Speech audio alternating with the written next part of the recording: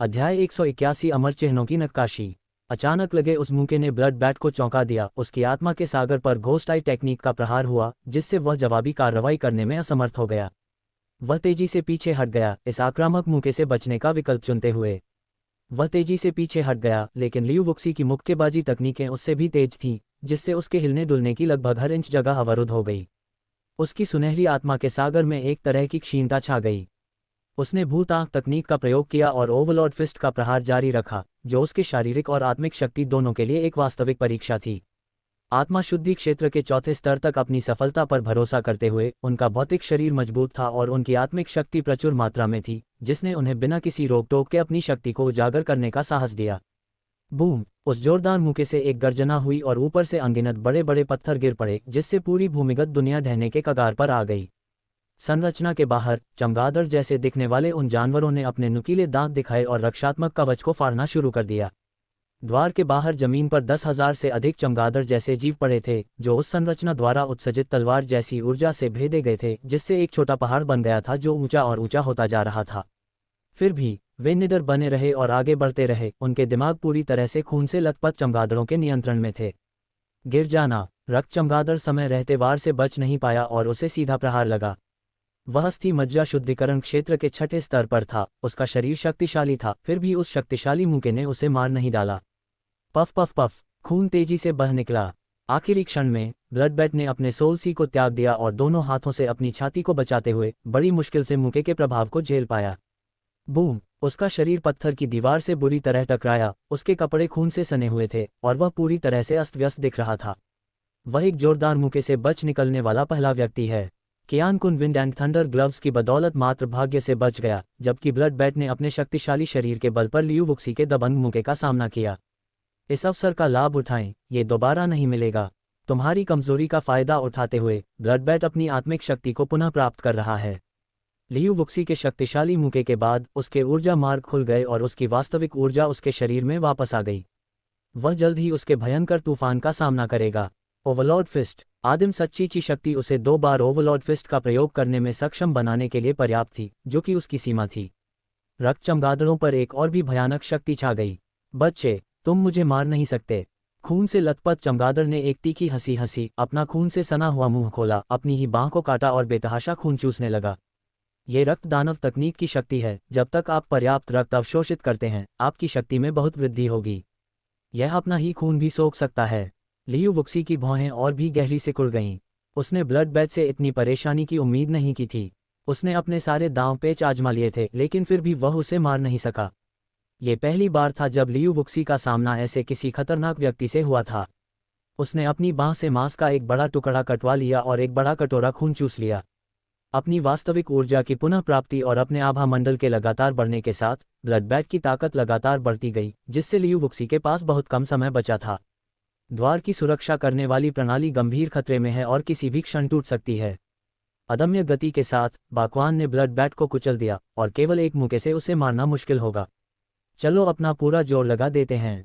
उसने अपनी उंगली को काटा, खून की एक बूंद निचोड़ी और उसे ओवरलॉर्ड फिस्ट में डाल दिया। उसने अपने दाहिने हाथ से एक वृत्त बनाया और रहस्यमय निशान प्रकट हुए, जिससे ओवरलॉर्ड फिस्ट की शक्ति लगातार बढ़ती गई। ये देखकर ब्लड बैट की आंखें सिकुड़ गईं। उसे एहसास हुआ कि एक भीषण संकट मंडरा रहा है। तुमने मुझे स्वर्गीय सम्राट की गुप्त तकनीक का इस्तेमाल करने पर मजबूर कर दिया है। अब तुम मर सकते हो। लियू वुक्सी ने सार तत्व के रक्त की एक बूंद निचोड़ी और उसे अमर सम्राट की इच्छा में डाल दिया। वह कभी भी ऐसा कुछ नहीं करेगा जिससे उसकी अपनी उत्पत्ति नष्ट हो जाए, जब तक कि यह बिल्कुल आवश्यक न हो। वे जीवन और मृत्यु के कगार पर थे, उनके पास कोई और विकल्प नहीं था। जब लियू वुक्सी ने शुद्धिकरण आत्मा क्षेत्र में अमर क्षेत्र के नियमों को जबरदस्ती अंकित किया, तो उसके मुंह के कोनों से खून के घूंट बह निकले और उसका चेहरा भयानक रूप से पीला पड़ गया। यह एक नश्वर व्यक्ति द्वारा अमर व्यक्ति के तरीकों का उपयोग करने का परिणाम है। एक छोटी सी गलती भी सीधे तौर पर घातक परिणाम और मृत्यु का कारण बन सकती है। यही कारण है कि लियू वुक्सी ने कभी भी अमरता के क्षेत्र से मार्शल आर्ट तकनीकों का अभ्यास करने का साहस नहीं किया। ये कैसी शक्ति है? मैं हिल क्यों नहीं पा रहा? खून से लथपथ चमगादड़ भयभीत लग रहा था और अविश्वास से लियू वुक्सी को घूर रहा था। जैसे ही उसने अपनी गुप्त तकनीक का प्रयोग किया, आसपास का सारा इलाका मानो कैद हो गया। रक्त चमगादड़ भय से कांप उठा, क्योंकि उसकी बड़ी मुश्किल से हासिल की गई असली शक्ति को बेरहमी से कुचल दिया गया था। अमर सम्राट की इच्छाशक्ति अजेय थी। Click click click! रक्षात्मक संरचना में अनगिनत दरारें दिखाई दी और चमगादड़ जैसे जानवर अंदर घुस आए और लियू वुक्सी पर झपट्टा मारकर उसे खा जाने का इरादा किया। किले की घेराबंदी के बाहर पहरा दे रहे बूढ़े और कमजोर व्यक्ति के चेहरे पर भयंकर भाव थे। घेराबंदी को तोड़कर उसने लियू वुक्सी पर मुक्का मारा। लियू वुक्सी के सामने खून से लथपथ चमगादड़ थे, उसके पीछे चमगादड़ जैसे जानवर थे और एक बूढ़ा मुरझाया हुआ आदमी था। वह बेहद संकट में था। परिस्थिति जितनी अधिक खतरनाक होती थी, लियू वुक्सी का चेहरा उतना ही शांत रहता था, बिना किसी उतार चढ़ाव के, मानो वह कोई बेहद साधारण काम कर रहा हो। ओवरलॉर्ड फिस्ट की शक्ति अपनी चरम सीमा तक बढ़ गई, जिससे तीव्र प्रकाश की एक किरण उत्पन्न हुई जो बाहर की ओर फैल गई। ठीक उसी क्षण द्वार की रक्षा करने वाली सुरक्षा पंक्ति पूरी तरह से चकनाचूर हो गई और हजारों चमगादड़ जैसे जीव भूमिगत महल में घुस गए। अब तुम मर सकते हो। एक जोरदार मुक्के के साथ लियू वुक्सी के केंद्र से एक सफेद रोशनी बाहर की ओर फैल गई। ऊपर से उड़ने वाले चमगादड़ जैसे दिखने वाले जीव पल भर में वाष्पीकृत हो गए, हवा में बदल गए और दुनिया में गायब हो गए। उस मुरझाए हुए बूढ़े व्यक्ति का हाथ हवा में लटका रहा। जैसे जैसे उमड़ती हवा ने धीरे धीरे उसके हाथ को तराशा, उसके बाद उसका शरीर भी धीरे धीरे बिना किसी निशान के गायब हो गया। उसे चीखने का भी समय नहीं मिला।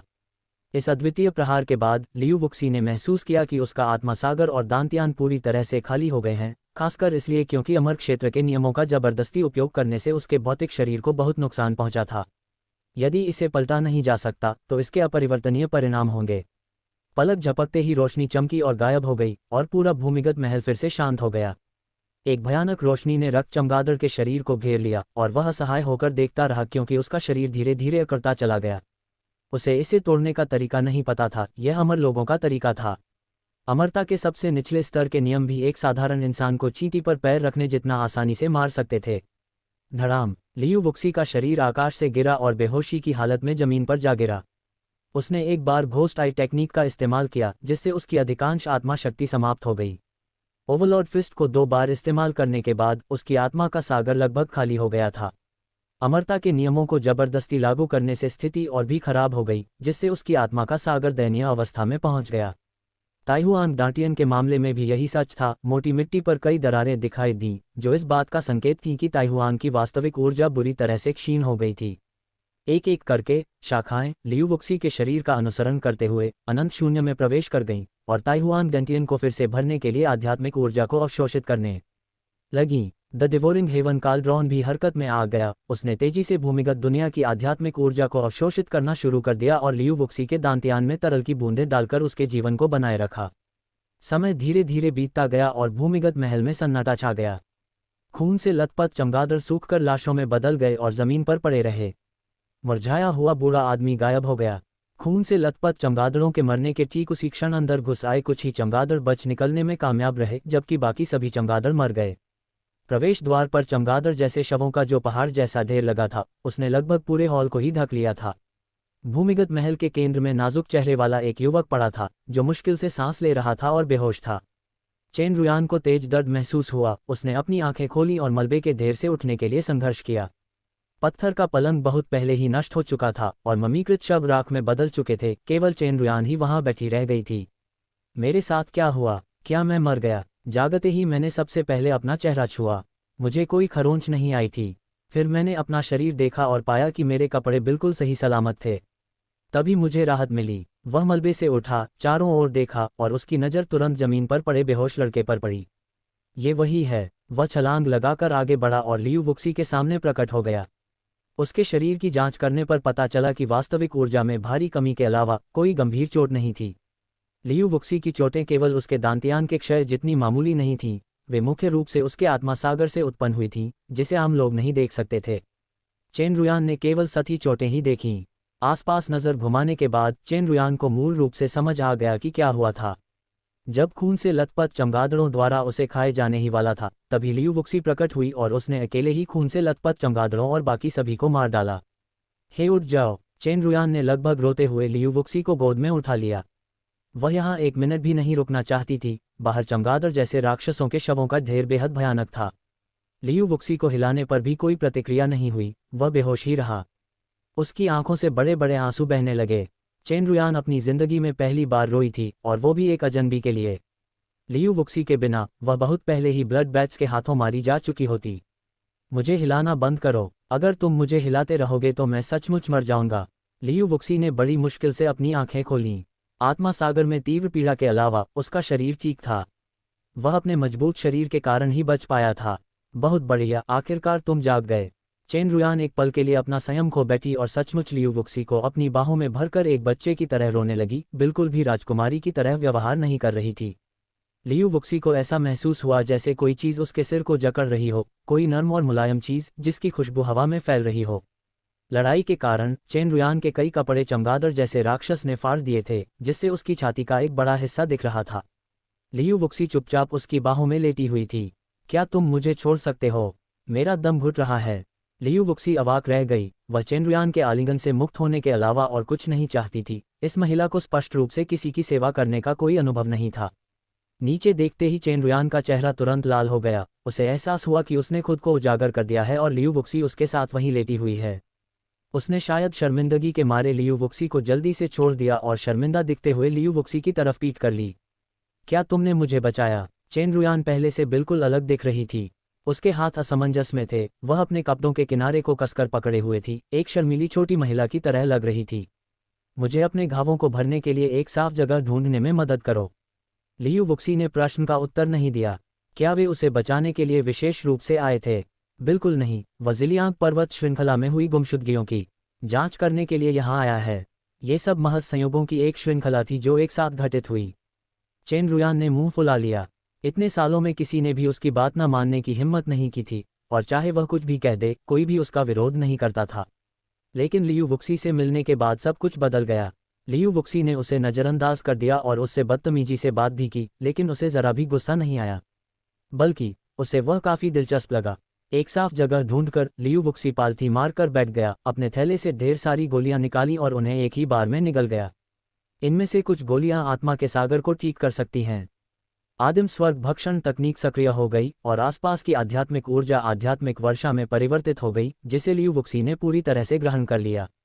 उसकी आदिम दांत्यान शक्ति लगभग 30% तक पुनः प्राप्त हो गई और वह अस्थायी रूप से खतरे से बाहर हो गया। आत्मा सागर की मरम्मत का काम बेहद धीमा है और इसमें कुछ समय लगेगा। हालांकि ज़िलियांग पर्वत की समस्या हल होने के बाद लियू वुक्सी का मनोबल काफ़ी गिर गया और मरम्मत का काम पहले से कहीं अधिक कुशलता से होने लगा। चेन रुयान एक तरफ अनमने ढंग से बैठी थी और जैसे ही उसे अपनी बाहों में लेटे हुए लियू वुक्सी की छवि याद आई, उसके चेहरे पर जलन सी दौड़ गई। पढ़ते समय कृपया हमारे डोमेन नाम को याद रखें। यदि आपको ये साइट पसंद आए तो कृपया इसे फेसबुक पर शेयर करें। STOPPE अध्याय 182 रक्तसार पत्थर। एक दिन पलक झपकते ही बीत गया और लियू वुक्सी लगभग पूरी तरह से स्वतंत्र रूप से चलने फिरने में सक्षम हो गया था। उसकी आत्मा सागर पूरी तरह से ठीक नहीं हुई थी, इसके अलावा उसकी ताइहुआंग ट्रूची लगभग ठीक हो चुकी थी। मैं उठ खड़ा हुआ, इस जगह से निकलने और अपना तीसरा काम पूरा करने के लिए तैयार था। 1 महीने की समय सीमा में अभी भी आधा महीना बाकी था और मुझे इतनी आसानी से इसे पूरा करने की उम्मीद नहीं थी। अरे तुम कहाँ जा रहे हो? जागने के बाद लियू वुक्सी सीधे गुफा की गहराई में फंसे लोगों को बचाने के लिए चली गई। वह चेन रुयान के बहुत करीब नहीं जाना चाहती थी। वापस जाओ, हम एक ही दुनिया के नहीं हैं।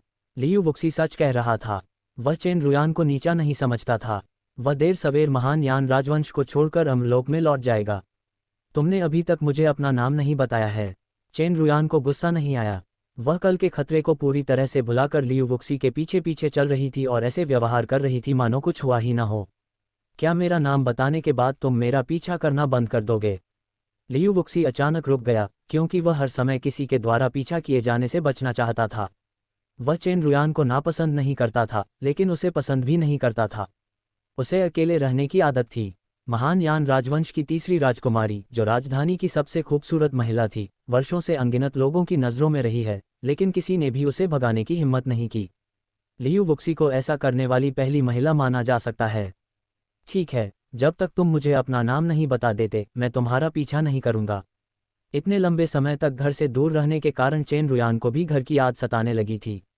जैसे ही उसे लियू वुक्सी का नाम पता चल जाता, वह अपनी क्षमताओं का उपयोग करके उसके बारे में सारी जानकारी जुटा सकती थी।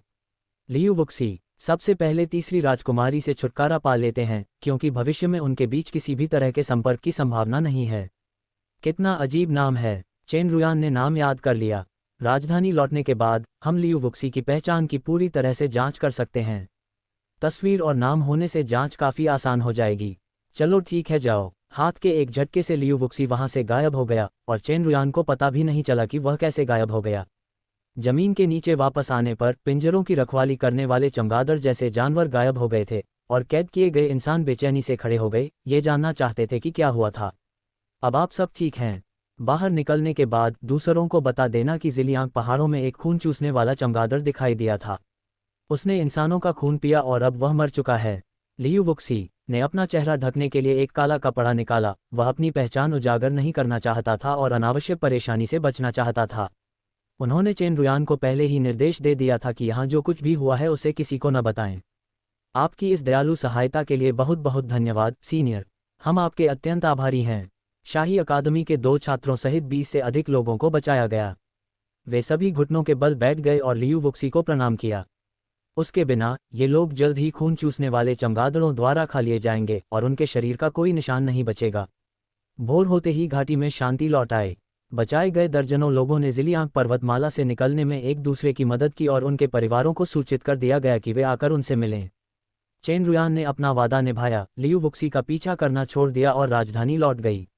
अजीब बात है, पिछले 2 हफ्तों से मेरे आसपास एक रहस्यमय आभा मंडरा रही है। कौन चुपके से मेरा पीछा कर रहा है? लियू वुक्सी की दिव्य चेतना अविश्वसनीय रूप से शक्तिशाली थी।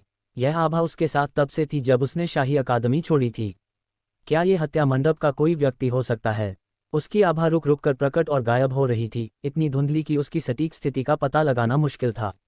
ये निश्चित था कि वह व्यक्ति एक माहिर था और भले ही वह अस्थि मज्जा शुद्धिकरण क्षेत्र के शिखर पर होता, लियू वुक्सी फिर भी उसकी उपस्थिति का पता लगा सकता था। दूसरी तरफ से किसी तरह की बुरी मंशा नहीं दिख रही थी। अगर वे सचमुच उसे मारना चाहते तो बहुत पहले ही मार चुके होते। चूंकि उसे पता नहीं था, इसलिए उसने इस बारे में सोचना ही छोड़ दिया। एक सुनसान पहाड़ी गुफा में लियू वुक्सी 3 दिनों से अपने घावों का उपचार कर रहा था। पूरी तरह ठीक हुए बिना वह अंतिम मिशन को पूरा नहीं कर पाएगा। जमीन संसाधनों से भरी पड़ी थी जिन्हें खूनी चमगादड़ों से लूटा गया था। इतने वर्षों की लूट के बाद अंततः इन संसाधनों से लियू वुक्सी को लाभ मिला। यह क्या है? दिन का अधिकांश समय सभी सामग्रियों को व्यवस्थित करने में बिताने के बाद 100 से अधिक गहरे लाल रंग के क्रिस्टलों ने लियू वुक्सी का ध्यान आकर्षित किया। रक्त जैसे लाल रंग के ये क्रिस्टल पारदर्शी हैं और ऐसा लगता है मानो इनके अंदर खून का एक थक्का बह रहा हो। जब इन पर सूरज की रोशनी पड़ती है तो खून का बहाव और भी तेज हो जाता है। उसने उसे अपनी हथेली में रखा और एक शुद्ध ऊर्जा उसकी हथेली के माध्यम से उसके शरीर में प्रवाहित हुई, जो काफी अजीब थी। खून के चमगादड़ों द्वारा विकसित रक्तसार इस रक्त रंग के क्रिस्टल से निकटता से संबंधित होना चाहिए, लियू वुक्सी ने अनुमान लगाया। पहले तो उसे शक हुआ कि ये किसी दानव के शरीर के भीतर से निकले दानव तत्व हैं, लेकिन उसने तुरंत इस विचार को खारिज कर दिया। किसी दानव के शरीर के भीतर से निकले दानव तत्वों में एक तीव्र रक्तमय आभा होती है, जबकि उसके सामने मौजूद क्रिस्टल बहुत शुद्ध दिख रहे थे। इसे कहीं से शुद्ध किया गया होगा, लेकिन खून चूसने वाला चमगादड़ मर चुका है, इसलिए हम उससे पूछ नहीं सकते। अचानक भक्षक स्वर्ग कड़ाही हिल गई और उसके हाथ में मौजूद रक्त लाल क्रिस्टल तरल में बदल गया, जिसे भक्षक स्वर्ग कड़ाही ने पूरी तरह से निगल लिया। तब डिवोरिंग हेवन कड़ाही के ऊपर खून जैसे लाल रंग के तरल की 3 बूंदें तैर रही थीं, जिनसे एक अत्यंत भयावह आभा और एक राक्षसी जानवर की शक्ति निकल रही थी। क्या ये चमगादड़ जैसे जीव से निकाली गई ऊर्जा हो सकती है? लियू वुक्सी मन ही मन हैरान था। उसका अनुमान लगभग सही था। ये क्रिस्टल वास्तव में चमगादड़ जैसे राक्षस से शुद्ध किए गए थे। ये चमगादड़ जैसे जीव प्रतिदिन जीवित जानवरों का शिकार करने निकलते हैं, बड़ी मात्रा में रक्त अवशोषित करते हैं और इसे अपने शरीर में छोटे छोटे टुकड़ों के रूप में जमा करते हैं। रक्त चमगादड़ों ने इन टुकड़ों को एक साथ इकट्ठा किया और आगे की प्रक्रिया और शुद्धिकरण के बाद वे उस रूप में आ गए जो वे अब हैं, जिनमें शक्तिशाली रक्तसार समाहित है, जो लियू वुक्सी के शरीर पर मौजूद आत्मा पत्थरों के समान है। मार्शल आर्टिस्ट अपने दांतियान में खर्च हुई ऊर्जा की भरपाई के लिए स्पिरिट स्टोन से आध्यात्मिक ऊर्जा को अवशोषित करते हैं, जबकि ब्लड बैट्स अपनी ब्लड एसेंस पावर की भरपाई के लिए ब्लड एसेंस स्टोन को अवशोषित करते हैं। उद्देश्य एक ही है। जो बात उसे समझ में नहीं आ रही थी वह ये थी कि भक्षक स्वर्ग कड़ाही किसी भी चीज को निगल सकती है और ये रक्तसार पत्थर रक्तसार शक्ति में परिवर्तित हो गए थे। क्या इसे अवशोषित किया जाना चाहिए या नहीं? फिर उसने दोबारा सोचा, क्योंकि भस्म करने वाला स्वर्ग का कड़ाहा इसे सोख सकता था, इसलिए ये हानिरहित ही होगा। बिना किसी झिझक के उसने 3 बूंदें उस तरल पदार्थ को विशाल रेगिस्तानी डांटियन में डाल दीं। ताइहुआन डांटियन के भीतर एक प्रचंड शक्ति का विस्फोट हुआ, मानो आग का गोला डांटियन को प्रज्वलित कर रहा हो। रक्त का सार लियू वुक्सी की नसों में प्रवाहित होने लगा, जिससे उसका रक्त उबलने लगा। लियू वुक्सी को लगा जैसे उसका पूरा शरीर जल रहा हो, मानो वह भट्टी में बैठा हो। रक्त की हर बूंद उबल रही है और जल रही है, लगातार भीतर की अशुद्धियों को शुद्ध कर रही है। डिवोरिंग हेवन कालड्रॉन द्वारा रूपांतरित होने के बाद ब्लड एसेंस स्टोन के भीतर की अशुद्धियां और राक्षसी ऊर्जा पूरी तरह से साफ हो गईं, जिससे ये शुद्ध ब्लड एसेंस पावर में परिवर्तित हो गया। ब्लड एसेंस के लाभों में लियू वुक्सी के रक्त को रूपांतरित करने की क्षमता शामिल है, जिससे यह अधिक श्रेष्ठ बन जाता है। चाय का एक कप पीने में जितना समय लगता है उतनी देर तक जलन बनी रही और लियू वुक्सी धीरे धीरे शांत हो गया। उसने अपनी वास्तविक ऊर्जा का संचार किया और पाया कि वह अधिक सुचारू रूप से प्रवाहित हो रही है। यद्यपि मेरा दायरा नहीं बढ़ा है, लेकिन मेरी समग्र समन्वय क्षमता में काफी सुधार हुआ है। लियू वुक्सी भयभीत हो गया। उसने कभी नहीं सोचा था कि रक्तसार पत्थरों से उसे इतनी मदद मिलेगी। जमीन पर अभी भी 100 से अधिक रक्तसार पत्थर पड़े थे, इसलिए उसने उन सभी को उठा लिया। ब्लड बैट्स ने दशकों से अपनी शक्ति संचित की थी और अंत में वे सभी लियू वुक्सी की इच्छाओं को पूरा करने के लिए आए थे। 50 से अधिक मात्रा अवशोषित करने के बाद इसका प्रभाव कमजोर पड़ने लगा, जिससे संकेत मिलता है कि यह अपने चरम पर पहुंच गया था। ये तभी रुकेगा जब यह अपने वर्तमान दायरे को पार कर लेगा। आत्मा सागर के अलावा आदिम दांतियन में वास्तविक ऊर्जा लगभग पूरी तरह से बहाल हो गई है और उसने आध्यात्मिक जड़ी बूटियों को व्यवस्थित करना शुरू कर दिया है। उसने रक्त चमगादड़ों से 10,000 से अधिक आध्यात्मिक पत्थर और 10,000 से अधिक आध्यात्मिक जड़ी बूटियां लूटीं। दशकों में उसने जो भी धन संपत्ति अर्जित की थी वह सब इस भंडारण थैली में समाहित थी। वाह, वास्तव में एक ग्रेड 5 की आध्यात्मिक जड़ी बूटी है, एज्योर सोल ग्रास। एक एक करके उनकी छानबीन करने के बाद उन्हें 5वीं श्रेणी की एक आध्यात्मिक जड़ी बूटी दुर्लभ ग्रीन सोल ग्रास मिली, जिसका मुख्य औषधीय प्रभाव आत्मा की शक्ति को रूपांतरित करना है और आत्मा सागर की मरम्मत करना बहुत आसान हो जाता है। 5वीं श्रेणी की एक आध्यात्मिक जड़ी बूटी अनमोल और अनुपलब्ध है, राजधानी में तो यह अमूल्य ही होगी। वह सोच रहा था कि इस खूनी चमगादड़ को ये कहाँ से मिली होगी। उसने अपनी रसायन भट्टी निकाली और गोलियां बनाने की तैयारी करने लगा। आधे महीने से अधिक समय तक लगातार सेवन करने के बाद उसके पास बहुत कम गोलियां बची थीं। समय अत्यंत महत्वपूर्ण है और हम ज़्यादा देरी नहीं कर सकते, अंतिम कार्य अभी पूरा नहीं हुआ है। रसायन भट्टी स्थापित की गई और भयानक लपटों ने पूरी भट्टी को घेर लिया। ये रसायन भट्टी पिल्ट्रेजर पवेलियन से खरीदी गई थी। यह अफसोस की बात है कि इसे रसायन शास्त्र कक्ष में परिष्कृत नहीं किया जा सकता। साधारण ज्वालाओं से परिष्करण की गति और प्रभावशीलता रसायन शास्त्र कक्ष की तुलना में कहीं कम है। यह आखिरी उपाय है। हम पहले आत्मा सागर को ठीक करने के लिए कुछ गोलियां बनाएंगे और फिर जब हम शाही अकादमी लौटेंगे तो हम रसायन शास्त्र कक्ष का उपयोग करके और भी गोलियां बना सकते हैं। आग की लपटें काफ़ी नहीं थीं, इसलिए उन्हें हाथ के संकेतों से इसकी भरपाई करनी पड़ी और प्रत्येक आध्यात्मिक जड़ी बूटी को रसायन भट्टी में फेंकना पड़ा। यह एक उच्च श्रेणी की चौथी श्रेणी की आत्मा निर्माण गोली है, जिसे बनाने में 5 सितारा कठिनाई स्तर की आवश्यकता है। हम सफल होते हैं या नहीं, ये पूरी तरह से इसी एक प्रयास पर निर्भर करता है। लियू वुक्सी द्वारा निर्मित गोली को आत्मा निर्माण गोली कहा जाता है। हरी आत्मा घास की सहायता से इस गोली की सफलता दर बहुत अधिक है। यदि यह सफल हो जाती है तो उसकी आत्मा सागर से जुड़ी समस्या बहुत जल्दी हल हो जाएगी। सैकड़ों औषधीय जड़ी बूटियों से युक्त इस अमृत की समृद्ध सुगंध पूरी गुफा में फैल गई, जिससे सांस लेने पर आत्मा को सुकून का एहसास हुआ। आत्मा को ठीक करने वाली गोलियां बेहद दुर्लभ हैं। आमतौर पर जब आत्मा सागर को चोट पहुंचती है तो केवल धीमी गति से ठीक होने का ही सहारा लिया जा सकता है और लियू वुक्सी इतने लंबे समय तक इंतजार नहीं कर सकता। आप जितनी देर करेंगे, दीर्घकालिक दुष्परिणामों की संभावना उतनी ही अधिक होगी। 1 घंटा बीत गया और हरी आत्मा घास को रसायन भट्टी में डाल दिया गया। लकड़ी का आखिरी टुकड़ा भी डाल दिया गया और हाथों ने एक मुहर बनाकर रसायन भट्टी में अनगिनत निशान बना दिए। जनवरी में निर्धारित समय सीमा से केवल 10 दिन पहले लियू वुक्सी को जल्दी करनी पड़ी। रसायन भट्टी से लुढ़कने की आवाज आए और लगातार 3 घंटे तक शोधन करने के बाद लियू वुक्सी को लगा कि वह हार मानने ही वाला है। गोलियों को बनाने के लिए अत्यंत प्रबल आत्मिक शक्ति की आवश्यकता होती है। उसका आत्मिक सागर पहले से ही घायल था और जब उसने जबरदस्ती आत्मिक निर्माण की गोली बनाई तो उसके आत्मिक सागर से चटकने की आवाजें आईं और वह किसी भी क्षण ढह सकता था। एक बार जब उसकी आत्मा का सागर ढह जाएगा तो लियू वुक्सी एक मूर्ख बन जाएगा। अंतिम हस्त मुद्रा पूरी करने के बाद लियू वुक्सी थकावट से चूर होकर जमीन पर गिर पड़ा।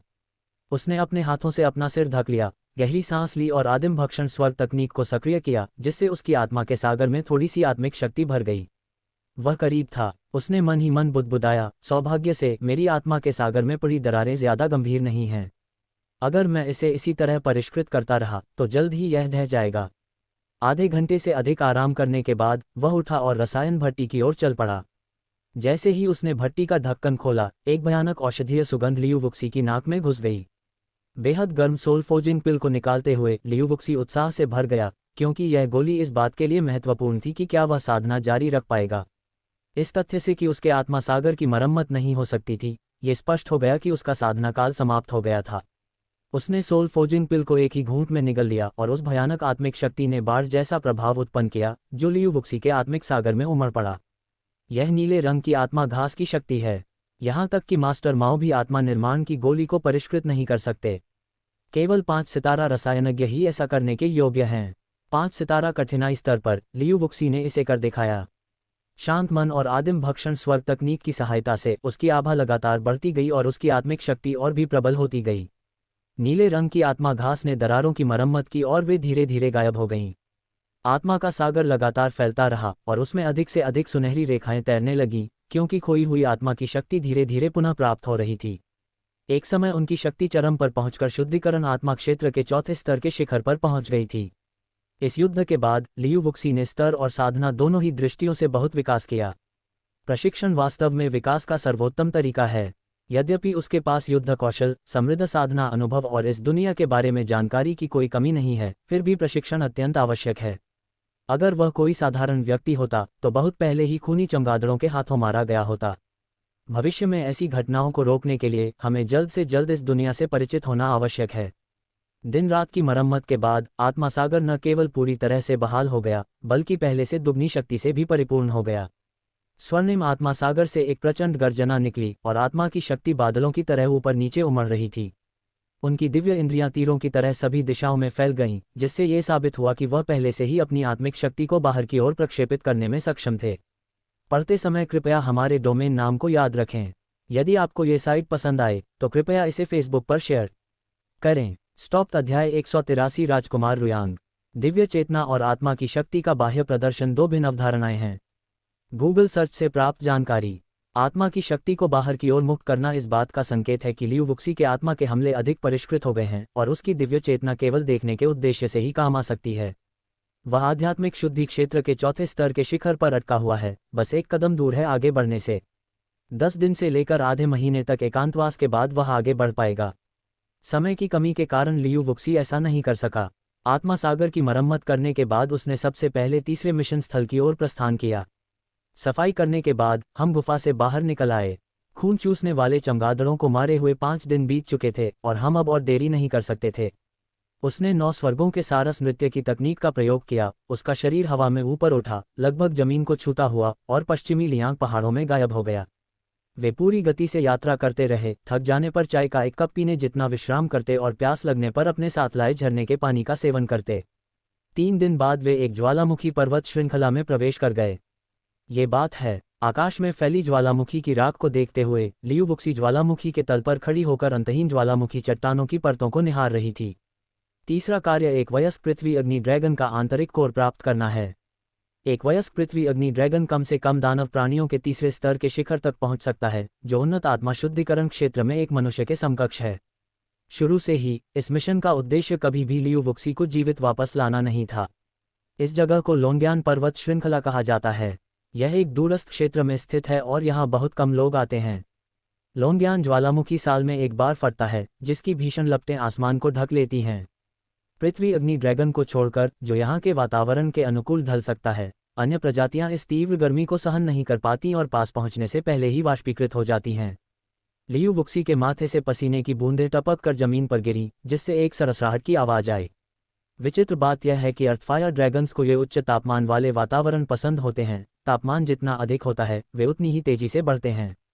भीषण गर्मी के कारण चट्टान की पूरी परत में एक भी पौधा नहीं पाया जा सका। तो फिर पृथ्वी अग्नि ड्रैगन को अपना भोजन कहाँ से मिलता था? ज्वालामुखी हर साल फटते हैं और भारी मात्रा में लावा जमीन पर गिरता है। जमने के बाद इस लावा के अंदर लाल रंग के तरल पदार्थ का एक छोटा सा गुच्छा बन जाता है, जिसे साधना की दुनिया में लाल दानव हृदय कहा जाता है। ये लाल दानव हृदय पृथ्वी अग्नि ड्रैगन का भोजन है।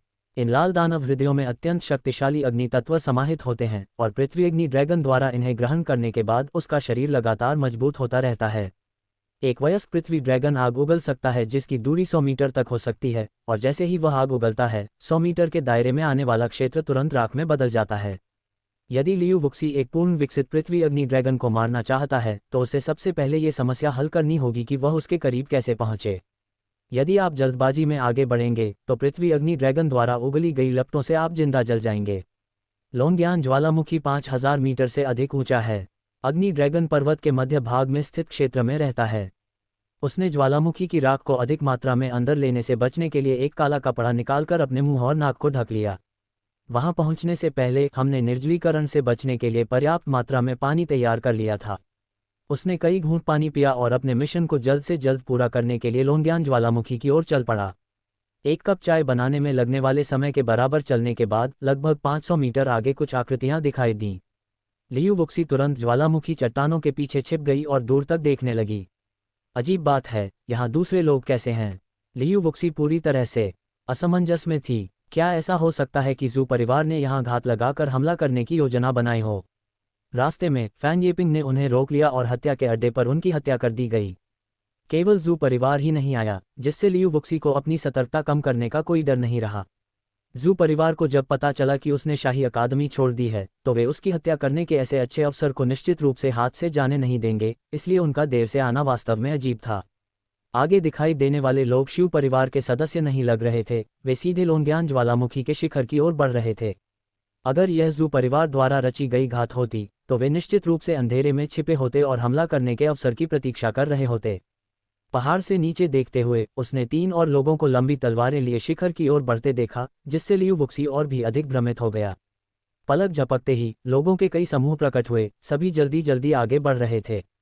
उनमें से 2 ने तिरस्कार भरी निगाहों से लियू वुक्सी की ओर देखा।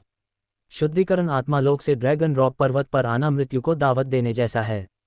अधिक ऊंचाई पर तापमान 70 या 80 डिग्री सेल्सियस तक पहुंच सकता है और केवल अस्थि मज्जा शुद्धिकरण लोक के लोग ही अपने रक्षा कवच को सक्रिय करके इसे मुश्किल से सहन कर पाते हैं। लियू वुक्सी अभी केवल शुद्धिकरण आत्मा क्षेत्र के 4थे स्तर पर है। यदि वह जल्दबाजी में यहाँ आता है तो उसकी निश्चित मृत्यु होगी। इसलिए इसमें कोई हैरानी की बात नहीं है कि उसे देखने वाले व्यक्ति ने उसे नज़रअंदाज कर दिया। वरिष्ठों, लोंगयान ज्वालामुखी पर क्या हुआ? यहाँ इतने सारे लोग क्यों हैं? एक अधेड़ उम्र का जोड़ा हाथ में हाथ डाले लियू वुक्सी के पास से गुजरा। लियू वुक्सी ने तुरंत आगे बढ़कर उन दोनों को प्रणाम किया। वह व्यक्ति नीले रंग का लंबा चोगा पहने हुए था, उसकी बाहें घनी थीं और आंखें बड़ी थीं। उसका चेहरा सीधा और दृढ़ था और वह अस्थि मज्जा शुद्धिकरण क्षेत्र के 5वें स्तर पर था, जो साधना का एक बहुत उच्च स्तर है। वह महिला साधारण वस्त्र पहने हुए थी और उसका चेहरा बेहद खूबसूरत था। जवानी में वह इतनी आकर्षक रही होगी कि राज्यों को भी पराजित कर सकती थी। साधारण परिवार की महिला के विपरीत उसमें एक विशिष्ट गरिमा झलकती थी। वह अस्थि मज्जा शुद्धिकरण क्षेत्र में 5वें स्तर की विशेषज्ञ भी थी।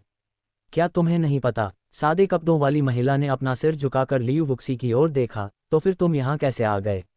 लियू वुक्सी ने व्यंग्यात्मक मुस्कान दी, उसे वास्तव में नहीं पता था वह यहाँ क्यों आया। इसका जवाब केवल लियू वुक्सी को ही पता था, तीसरा कार्य पूरा करने के लिए।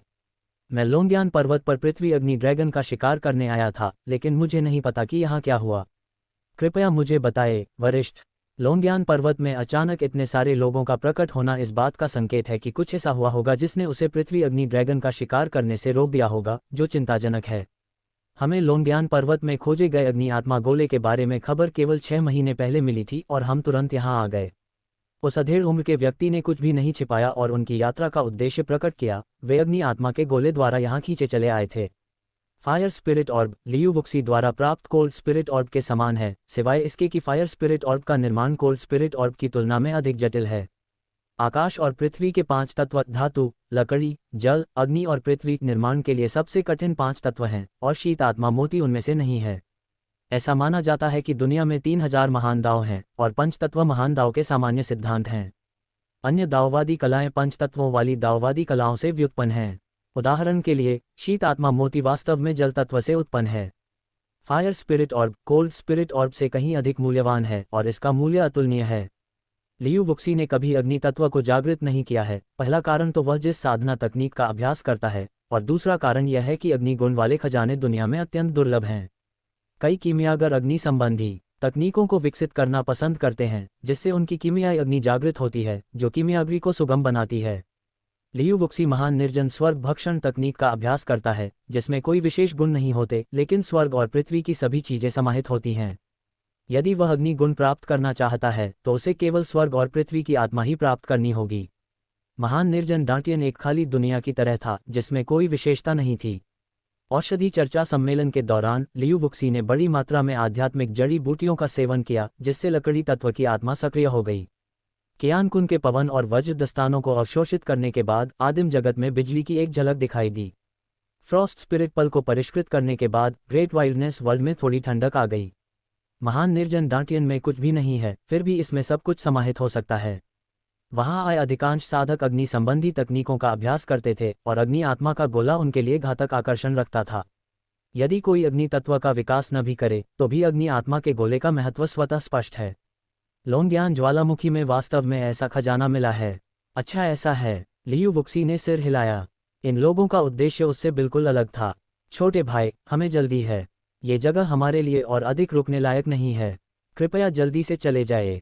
अधेड़ उम्र के उस व्यक्ति ने सादे वस्त्र पहने महिला को पर्वत शिखर की ओर ले जाते हुए कहा। उसके अंतिम शब्द स्पष्ट रूप से लियू वुक्सी को अनावश्यक जोखिम न उठाने की चेतावनी थे। लियू वुक्सी को यह एहसास हो गया था कि यह एक चेतावनी थी। उन दोनों को जाते देख लियू वुक्सी वहीं खड़ा रहा।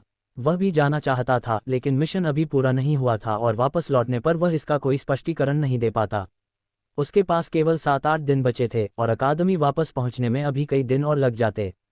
उसके पास ज़्यादा से ज़्यादा 5 दिन हैं। हमें इन 5 दिनों के भीतर पृथ्वी अग्नि ड्रैगन का आंतरिक कोर प्राप्त करना होगा। जैसे जैसे हम पहाड़ी रास्ते पर चढ़ते गए, तापमान लगातार बढ़ता गया। केवल रात में ही इसमें गिरावट आती थी। शाम ढलते ढलते लियू वुक्सी लगभग आधी दूरी तय कर चुका था। पहाड़ की ओर देखते हुए उसने अनेक आकृतियां देखीं। महज एक दिन में 50 से अधिक विशेषज्ञ वहां पहुंच चुके थे। उन्होंने अपनी गति तेज कर दी और अंधेरे का फायदा उठाते हुए एक सुरक्षित क्षेत्र में पहुंच गए ताकि अग्नि ड्रैगन के हमले से बच सकें। अर्थफायर ड्रैगन भूमिगत रहते हैं और रात में शिकार करना पसंद करते हैं। दूर से देखने पर चट्टानों की कई परतों के नीचे एक व्यक्ति से भी ऊंची गुफाएं दिखाई देती हैं। ये अर्थफायर ड्रैगन की गुफाओं के प्रवेश द्वार हैं। वह अकेला था, चारों ओर अग्नि ड्रैगन से घिरा हुआ था और उसके लिए भाग निकलना मुश्किल था। जैसे जैसे रात के आकाश में चंद्रमा ऊपर चढ़ता गया, लियू वुक्सी अंततः पर्वत की ढलान पर पहुंच गया, जहां एक दरार दिखाई दी। संभवतः पर्वत की चोटी से लावा का प्रवाह यहीं रुक गया था और दिन प्रतिदिन, वर्ष दर वर्ष एक विशाल चबूतरा बनता चला गया। जैसे ही लियू वुक्सी ने अंदर कदम रखा, दर्जनों निगाहें उसकी ओर मुड़ गईं। ये सच है कि कोई भी आम आदमी इस मजे में शामिल होने की हिम्मत कर लेता है। इससे पहले कि वह संभल पाता, एक ठंडी, उपहास भरी आवाज सीधे लियू वुक्सी की ओर आई।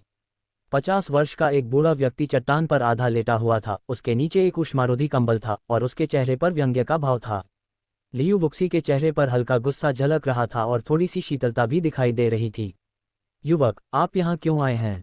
रास्ते में मिले अधेड़ उम्र के दंपति ने लियू वुक्सी को देखा और तुरंत उनके पास आ गए। खूबसूरत महिला ने चिंता से पूछा, मैंने तुमसे कहा था, मैं अर्थफायर ड्रैगन का शिकार करने आया हूँ। पर्वत की तलहटी में लियू वुक्सी ने पहले ही कह दिया था कि वह अग्नि आत्मा के गोले के मामले में शामिल नहीं होना चाहता। इतने सारे विशेषज्ञों के होते हुए उनसे अग्नि आत्मा के गोले को छीनना आसान नहीं होगा। इसके अलावा अग्नि आत्मा के गोले को वश में करना किसी भी तरह से आसान काम नहीं है। उसकी निगाहें कमरे में चारों ओर घूम गईं और उसने उपस्थित लगभग 50 विशेषज्ञों को देखा। उनमें से सबसे शक्तिशाली विशेषज्ञ अस्थि मज्जा शुद्धिकरण क्षेत्र के 7वें स्तर पर था, जबकि सबसे कमजोर विशेषज्ञ दूसरे स्तर पर था। केवल लियू वुक्सी ही एक पूर्ण अपवाद है। क्या आपको पता है कि पृथ्वी अग्नि ड्रैगन आग उगलने में माहिर है? ये 100 मीटर के क्षेत्र को तीव्र लपटों में घेर सकता है। उन्हें मारने के लिए हमें आग की समस्या का समाधान करना होगा। साधारण कपड़ों में सजी खूबसूरत महिला ने विनम्रतापूर्वक लियू वुक्सी को याद दिलाया कि आग की लपटों को तोड़ने का कोई तरीका न होने पर पृथ्वी अग्नि ड्रैगन का शिकार करना असंभव होगा। याद दिलाने के लिए धन्यवाद। मैं इसका हल निकालने का तरीका ढूंढ लूंगा। लियू वुक्सी ने आदरपूर्वक सिर झुकाया और अधेड़ उम्र के दंपति ने बार बार उसे याद दिलाया कि उसे इस दयालुता को अपने हृदय में संजोकर रखना चाहिए। मैंने कभी सोचा भी नहीं था कि विख्यात राजकुमार रुयांग और उनकी पत्नी इतनी छोटी चींटियों से इतनी खुशी से बातें करेंगे। इससे सचमुच मेरा ज्ञानवर्धन हुआ है। जमीन पर आधा लेटा हुआ बूढ़ा व्यक्ति अचानक उठ बैठा और मुस्कुराते हुए अधेड़ दंपति की ओर देखा। वह कोई और नहीं बल्कि प्रसिद्ध राजकुमार रुयांग थे। लियू वुक्सी ने इस व्यक्ति के बारे में बहुत पहले सुना था। वह वर्तमान सम्राट का चचेरा भाई था, जो पश्चिमी दर्रे की रक्षा करता था और 10 लाख सैनिकों की सेना का नेतृत्व करता था, जिसमें शिपोजुन अपने शिविर का सेनापति था। ये पद बहुत ही प्रतिष्ठित और शक्तिशाली है, इसलिए यह वास्तव में परप्लेक्सिंग है कि वह अचानक लोंगयान पर्वत पर क्यों आया होगा। क्या आज सुबह 5 बजे किसी ने मुझे टिप या मंथली पास दिया? पढ़ते समय कृपया हमारे डोमेन नाम को याद रखें। यदि आपको ये साइट पसंद आए तो कृपया इसे फेसबुक पर शेयर करें। स्टॉप्ड। अध्याय 184 अग्नि आत्मा का जन्म। लियू वुक्सी ने कभी उम्मीद नहीं की थी कि प्रसिद्ध राजकुमार रुयांग और उनकी पत्नी इतने मिलनसार होंगे। मैं किससे बात करता हूँ, इससे तुम्हारा कोई लेना देना नहीं है, जुवानयुवान गुआंग। राजकुमार रुयांग ने थोड़ा सा भौहें चढ़ाईं। स्पष्ट रूप से वह जुवानयुवान गुआंग को नापसंद करते थे। उनकी बातचीत से यह स्पष्ट है कि उनके मन में कुछ पुरानी शिकायतें हैं।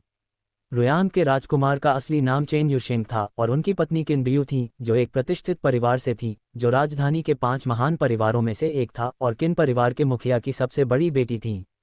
ये शुवानयुवान गुआंग भी काफ़ी असाधारण है। ऐसा लगता है कि वह तियानमू अकादमी में प्रथम स्तर का प्रशिक्षक है। तियानमू अकादमी का मुख्य सूत्रधार राजकुमार योंगजियान है, जो सिंहासन हथियाने की साजिश रच रहा है। चेन युशेंग को अपने जीवन में सबसे ज्यादा घृणा भाई भाई की हत्या और उनके आपसी विश्वासघात से है। राजकुमार योंगजियान के इन कृत्यों से चेन युशेंग बेहद क्रोधित है। यह आखिरकार शाही परिवार का मामला है, वह महज एक चचेरा भाई है और उसे इसमें दखल देने का कोई अधिकार नहीं है। शुवानयुवान गुआंग एक ऐसे गुरु थे जिन्हें राजकुमार योंगजियान ने बाहर से वापस बुलाया था। ऊपरी तौर पर तो वे छात्रों को शिक्षा देते थे, लेकिन गुप्त रूप से वे गुट बनाते थे, अधिकारियों को रिश्वत देते थे और गुटों का निर्माण करते थे। चेन युशेंग को इन सब बातों के बारे में बहुत पहले से पता था। लियू वुक्सी को यह भी पता चला कि रास्ते में विश्राम के दौरान वह कुछ ऐसी किताबें पढ़ता था जिनमें महान यान राजवंश के मानव भूगोल, विभिन्न शक्तियों आदि का वर्णन होता था। उन्हें इस महाद्वीप को जल्द से जल्द समझना था और किताबें निस्संदेह सबसे अच्छा माध्यम थीं। मुझे आश्चर्य है कि आप दोनों लोंग्यान पर्वत तक आने के लिए इतनी मेहनत करके आए। क्या आप भी हम जैसे आम लोगों की तरह अग्नि आत्मा मोती चुराने की कोशिश कर रहे हैं? शुवानयुवान गुआंग ने उपहास किया, उसके चेहरे पर व्यंग्य का भाव था। रुयांग के राजकुमार जैसा इतना बड़ा आदमी अग्नि आत्मा मोती को छीनने कैसे आ सकता है? क्या उसे इस बात का डर नहीं था कि अगर यह बात फैल गई तो उसकी बेइज्जती हो जाएगी? खजाने सक्षम लोगों के होते हैं और मैं और मेरे पति संयोगवश यहाँ यात्रा कर रहे हैं। क्या इसमें कोई समस्या है? किन बियू आगे बढ़ी। वह जानती थी कि उनके पति ईमानदार और निष्ठावान हैं, बातों में अच्छे नहीं हैं, और उनकी खूबसूरत आंखों में क्रोध की एक झलक दिखाई दी। आकाश और पृथ्वी से दुर्लभ खजानों का प्रकट होना हमेशा ही अनगिनत लोगों को उन्हें पाने के लिए आपस में लड़ने के लिए आकर्षित करता है, जो कोई नई बात नहीं है। लियू वुक्सी ने ताइहुआंग दिव्य कड़ाही को उठाया, जिसने पूरे अमरलोक का पीछा आकर्षित किया, और अंततः टूटी हुई आत्मा की चट्टान पर उसकी जान चली गई। साधना जगत की क्रूरता कल्पना से कहीं अधिक तीव्र है, जहां हत्या और लूटपाट आम बात है। सभी लोग कृपया शांत रहें। अग्नि आत्मा का गोला शांति और सुकून पसंद करता है, इसलिए उसे परेशान न करें। किसी ने उन्हें रोकने के लिए कदम बढ़ाया। रुयांग के राजकुमार और उनकी पत्नी की उपस्थिति यहाँ कुछ अजीब तो थी, लेकिन सामान्य भी थी। अग्नि आत्मा के गोले के आकर्षण का कोई विरोध नहीं कर सकता था। तीनों बैठ गए। राजकुमार रुयांग ने अपने फटे होठों को चाटा। उन्होंने पर्याप्त पानी नहीं रखा था और अचानक ही इस जगह पर आने का फैसला किया था। मेरे पति, मेरे पास अभी भी थोड़ा पानी है, आप इसे पहले पी लीजिए। किन बियू ने पानी की थैली निकाली और चेन युशेंग को दे दी। उसके अपने होंठ पहले से ही सूखे और फटे हुए दिखाई दे रहे थे। अस्थि मज्जा शुद्धिकरण क्षेत्र में रहने वालों के पास भी नश्वर शरीर होता है, और सामान्य परिस्थितियों में गोलियों का सेवन उन्हें 3 से 5 दिनों तक जीवित रख सकता है। यहाँ की भीषण गर्मी आम लोगों के लिए असहनीय है और उन्हें निर्जलीकरण और मृत्यु से बचने के लिए अपने पानी के भंडार को फिर से भरना होगा। यदि ट्रूकोर दायरे से कोई आ भी जाए तो शायद वह ज़्यादा देर तक टिक ना पाए। मैं थोड़ी देर और रुक सकता हूँ, पहले तुम पी लो। चेन युशेंग ने पानी की थैली को पीछे धकेल दिया। उसका गला थोड़ा सूखा और कर्कश था, और उसने अपनी पत्नी से पहले पीने को कहा। दोनों के बीच गहरा बंधन था और दोनों में से कोई भी पहले शराब पीने को तैयार नहीं था, जिससे लियू वुक्सी उनके रिश्ते का और भी अधिक सम्मान करने लगा। मेरे पास अभी भी बहुत सारा पानी है, आप इसे पी सकते हैं। लियू वुक्सी ने पानी की 2 थैलियां निकाली और उन्हें उनके सामने रख दिया। आने से पहले उसने काफ़ी तैयारी कर रखी थी। वे पर्याप्त पानी की थैलियां लाए बिना ही इस जगह पर पहुंच गए, इसलिए अगर उन्हें पानी का स्रोत मिल भी जाता तो वे उसे जमा नहीं कर पाते। यह उचित नहीं है। किन बियू ने इसे नहीं लिया। उनके लिए ये शर्मनाक होता, क्योंकि वे अस्थि मज्जा शुद्धि क्षेत्र में थे और आत्मा शुद्धि क्षेत्र से पानी की थैली लेना उनके लिए अनुचित होता। कृपया औपचारिकताएं न निभाएं, मेरे पास अभी और भी बहुत कुछ है। लियू वुक्सी दिखावा करने वाला व्यक्ति नहीं था, इसलिए उसने उन्हें मना न करने का इशारा किया। तो धन्यवाद नौजवान, हम आपके आभारी हैं। क्या मैं आपका नाम जान सकता हूँ? मेरी पत्नी और मैं किसी दिन आपसे मिलकर अपना आभार व्यक्त अवश्य करेंगे। किन बियू ने पानी की थैली स्वीकार करते हुए कृतज्ञतापूर्वक कहा, मैं इस उपकार को याद रखूंगी और भविष्य में इसका बदला चुकाऊंगी। दोनों पक्षों ने अपना परिचय दिया। लियू वुक्सी को रुयांग के राजकुमार का नाम पहले से ही पता था, लेकिन दूसरे पक्ष ने फिर भी गंभीरतापूर्वक उसे दोहराया। वरिष्ठों, आप यहाँ क्यों आए हैं? क्या आपको पश्चिमी द्वार की रखवाली नहीं करनी चाहिए? एक दूसरे से परिचय होने के बाद उनका रिश्ता और भी घनिष्ठ हो गया। जब चेन युशेन को पता चला कि लियू वुक्सी शाही अकादमी की छात्रा है तो उसकी आंखों में प्रशंसा का भाव झलक उठा। सच कहूं तो शिपोजुन को हाल के महीनों में कई समस्याओं का सामना करना पड़ा है।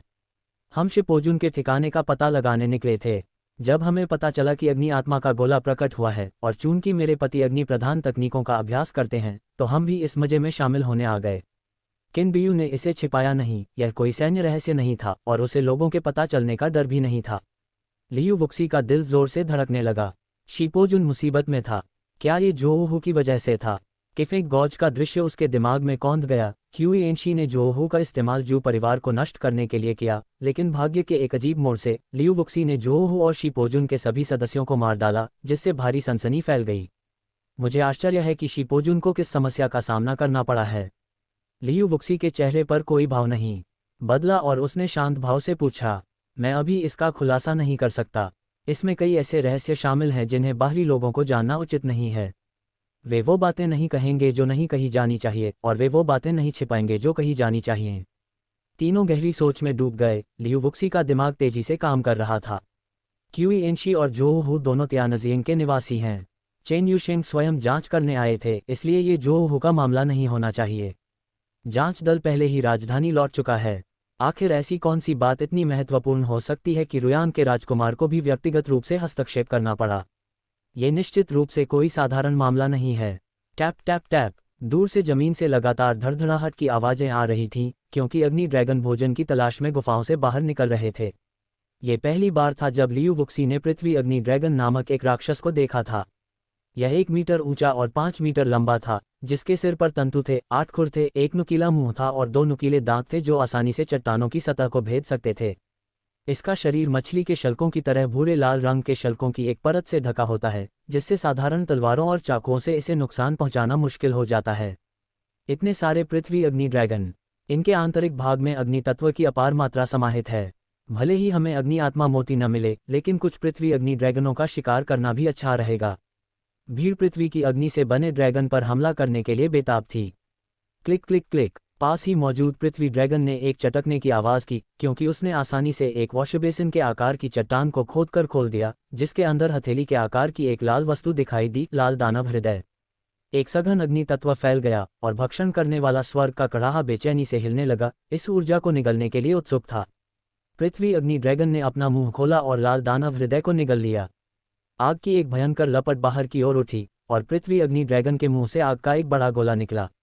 उस नन्हे लाल दानव हृदय में अग्नि का इतना समृद्ध तत्व समाहित है। सैकड़ों हजारों अग्नि राक्षस चारों ओर बिखरे हुए थे और किसी की भी हिम्मत नहीं थी कि कोई जल्दबाजी में कदम उठाए। अग्नि राक्षस बेहद आक्रामक थे और आम लोग उन्हें उकसाने की हिम्मत नहीं करते थे। जैसे जैसे वे करीब आते गए, अग्नि ड्रैगन प्लेटफॉर्म की ओर बढ़ने लगे। बड़ी संख्या में लाल दानव हृदय निकाले गए। लियू वुक्सी चुपचाप देखता रहा। उसने डिवोरिंग हेवन डिवाइन काल्ड्रॉन को दबाए रखा और फैसला किया कि फिलहाल कोई कार्रवाई करना उचित नहीं है।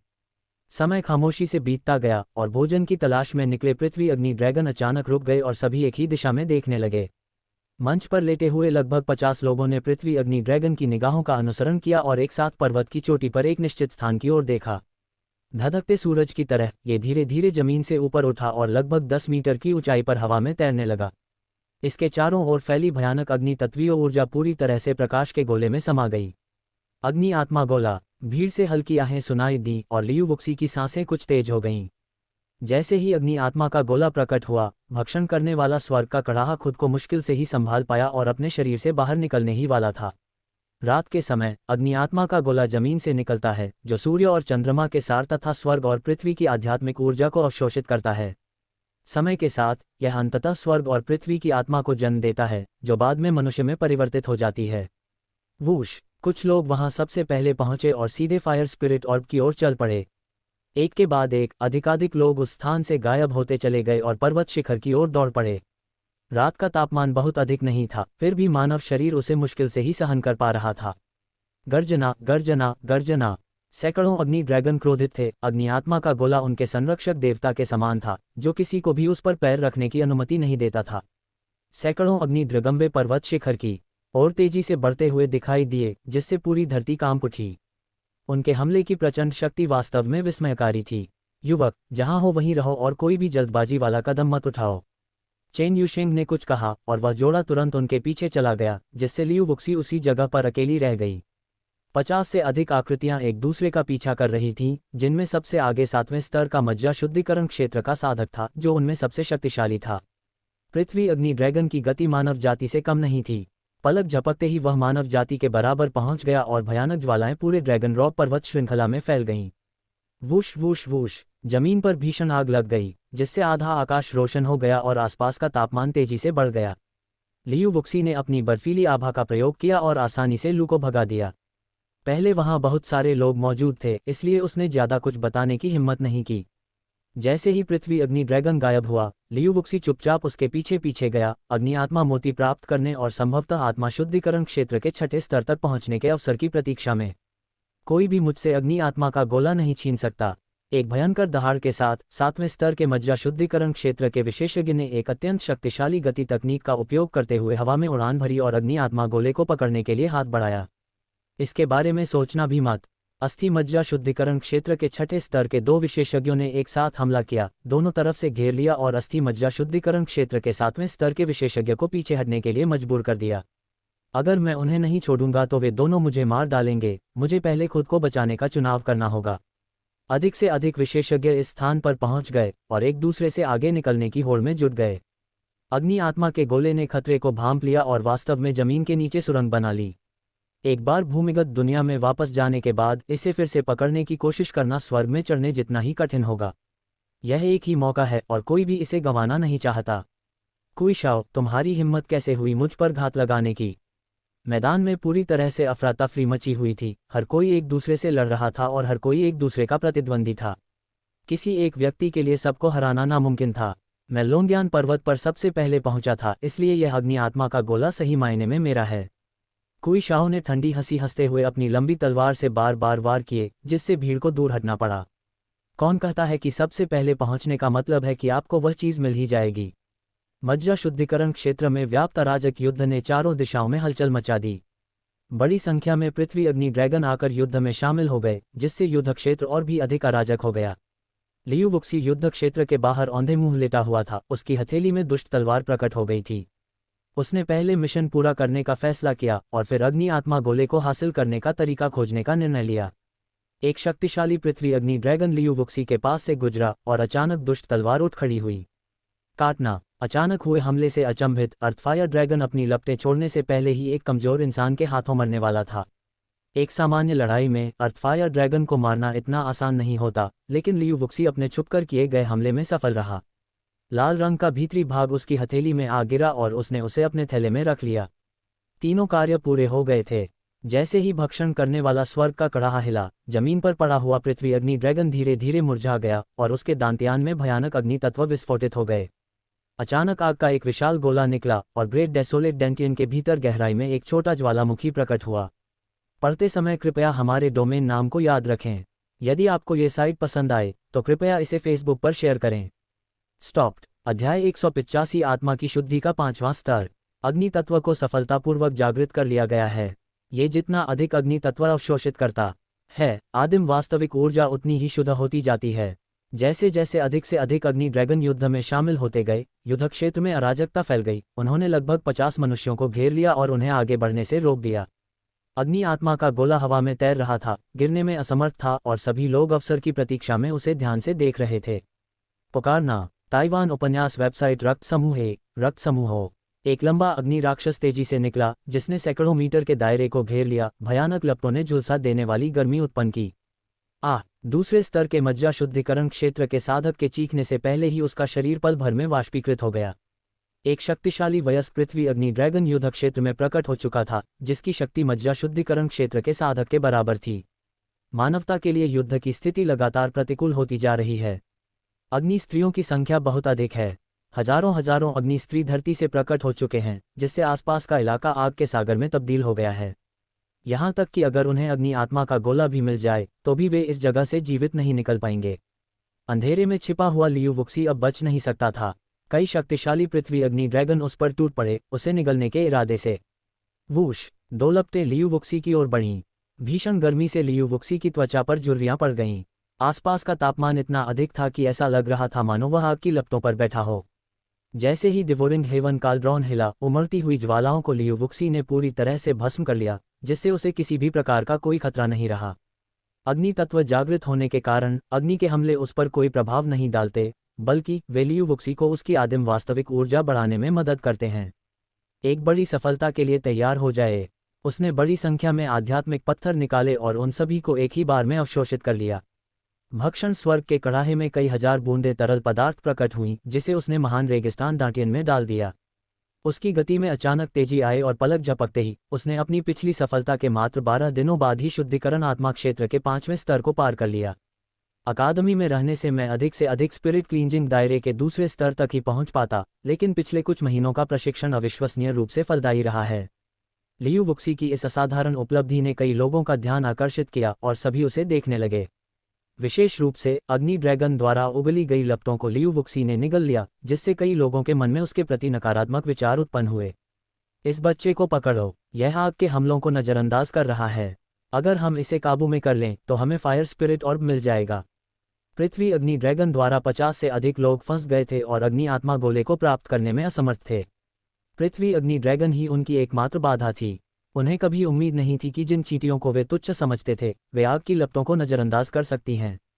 ठंडी चीख के साथ कुई शाओ ने एक विचित्र हथियार निकाला, जिससे पानी की लहरें निकलीं और आसपास की आग बुझ गई। ये निश्चित रूप से जल तत्वों से युक्त कोई रहस्यमयी कलाकृति होगी। अन्य सभी के पास भी लगभग एक जैसे खजाने थे, जो आग के हमलों का बड़ी मुश्किल से सामना कर पाए। हालांकि अगर यह सिलसिला जारी रहा तो वे केवल इन जादुई कलाकृतियों के सहारे ज्यादा देर तक टिक नहीं पाएंगे और अंततः धरती के अग्नि राक्षस के मुंह में समाकर मर जाएंगे। एक झटके के साथ कुई शाओ लियू वुक्सी की ओर दौड़ा, जिसका इरादा पहले उसे वश में करना था। कुई शाओ, तुम अस्थि मज्जा शुद्धिकरण क्षेत्र के एक प्रतिष्ठित साधक हो। क्या तुम्हें किसी कनिष्ठ के विरुद्ध कार्रवाई करने में शर्म नहीं आती? चेन यूशिंग ने अचानक कुई शाओ का रास्ता रोक दिया और अपनी हथेली से प्रहार किया। हवा की लहर ने एक निर्वात चैनल बनाया, जिससे कुई शाओ पीछे की ओर गिर गया। दोनों ही अस्थि मज्जा शुद्धिकरण क्षेत्र के 5वें स्तर पर थे, लेकिन चेन यूशिंग स्पष्ट रूप से अधिक शक्तिशाली था। उसने लियू वुक्सी द्वारा दिया गया पानी पी लिया था, इसलिए वह लियू वुक्सी का ऋणी था और उसकी मदद करना उसके लिए स्वाभाविक था। लियू वुक्सी एक महत्वपूर्ण मोड़ पर थे और उनका ध्यान भटकना असंभव था। उसे इस बात का एहसास नहीं था कि उसने एक बार फिर चेन यूशिंग का आभार अर्जित कर लिया था, क्योंकि वे दोनों पहले भी एक दूसरे की मदद कर चुके थे। चेन यूशिंग, यह मत सोचो कि रुयान के राजकुमार होने मात्र से मैं तुमसे डरता हूँ। महान यान राजवंश धीरे धीरे पतन की ओर है और अब कई वीर उभर रहे हैं। महान यान राजवंश के सत्ता परिवर्तन में अधिक समय नहीं लगेगा। कुई शाओ को चेन यूशिंग से जरा भी डर नहीं था। आम लोगों की नज़र में महान यान राजवंश शक्तिशाली और प्रभावशाली तो था, लेकिन साधकों पर उसका कोई प्रभाव नहीं था। अमरत्व की साधना करने वाले लोग तो बहुत पहले ही नश्वर संसार से परे जा चुके हैं। सिर्फ इन शब्दों के लिए मैं तुम्हें मार डालूंगा। चेन यूशिंग क्रोधित हो उठा। उसके हिंसक हथेली के प्रहार एक उग्र लहर की तरह निरंतर थे, एक के बाद एक ऊंचे होते जा रहे थे, जिससे कुई शाओ को कदम दर कदम पीछे हटना पड़ रहा था। वास्तविक शक्ति के मामले में चेन यूशिंग थोड़ा अधिक शक्तिशाली है, लेकिन केवल थोड़ा सा। कुई शाओ को मारना उसके लिए अभी भी कुछ हद तक मुश्किल होगा। भाई कुई, मैं आपकी मदद करने आया हूँ। अस्थि मज्जा शुद्धिकरण क्षेत्र के 5वें स्तर का एक अन्य विशेषज्ञ उनकी ओर दौड़ा। उसने ये भी देखा कि लियू वुक्सी अग्नि हमले से भयभीत नहीं थी। हालांकि उन्होंने अग्नि संबंधी तकनीकों का अभ्यास किया था, फिर भी वे इतनी तीव्र लपटों का सामना करने में असमर्थ थे और उन्हें बेअसर करने के लिए अन्य जादुई खजानों की आवश्यकता थी। लियू वुक्सी बेहद विचित्र था। वह वास्तव में ज्वालाओं को अवशोषित कर सकता था, जिसने उन्हें आश्चर्यचकित कर दिया। सबसे अच्छा उपाय था लियू वुक्सी को पकड़ना और उसका उपयोग पृथ्वी अग्नि ड्रैगन से निपटने के लिए करना। दो विशेषज्ञों के अकेले चेन यूशिंग का सामना करने से युद्ध की स्थिति तुरंत बदल गई और चेन यूशिंग कई बार उनके द्वारा लगभग मात खा गया। मेरे पति, मैं आपकी मदद करने के लिए यहाँ हूँ। किन बियू ने एक पृथ्वी अग्नि ड्रैगन को खदेड़ दिया और तुरंत चेन यूशिंग से भिड़ गया, जिससे ये 2 बनाम 2 की लड़ाई बन गई। दोनों पक्ष फिर से गतिरोध में फंस गए। कोई भी पक्ष बढ़त हासिल करने में सक्षम नहीं था। अनजाने में ही लियू वुक्सी इस घटनाक्रम में एक महत्वपूर्ण व्यक्ति बन गया। वे लोग जिंदा बच पाएंगे या नहीं, ये पूरी तरह से लियू वुक्सी पर निर्भर था। राजकुमार रुयान, क्या आपको लगता है कि आप दोनों हमें रोक सकते हैं? जुवान युवान गुआंग ने एक तीखी चीख निकाली और लड़ाई में शामिल हो गया, जिससे चेन यूशिंग और उसकी पत्नी के लिए स्थिति और भी प्रतिकूल हो गई। लियू वुक्सी ने ये सब देखा। चेन यूशेंग और उसकी पत्नी के बिना वह कुईशाओ के हाथों पहले ही मर चुका होता। अग्नि आत्मा का गोला अभी भी हवा में तैर रहा था, एक चमकदार चंद्रमा की तरह जमीन पर मौजूद लोगों का मजाक उड़ा रहा था। बूम! शुवान युवान गुआंग और चेन यूशेंग के बीच हाथापाई हुई और दोनों पीछे की ओर उड़ गए। कुईशाओ और एक अन्य विशेषज्ञ ने किन बियू पर अचानक हमला किया और एक ही हथेली के प्रहार से उसे हवा में उड़ा दिया। फुफ! किन बियू के मुंह से खून की एक धार निकली और उसका चेहरा तुरंत पीला पड़ गया। उसने कभी उम्मीद नहीं की थी कि वे इतने नीच होंगे।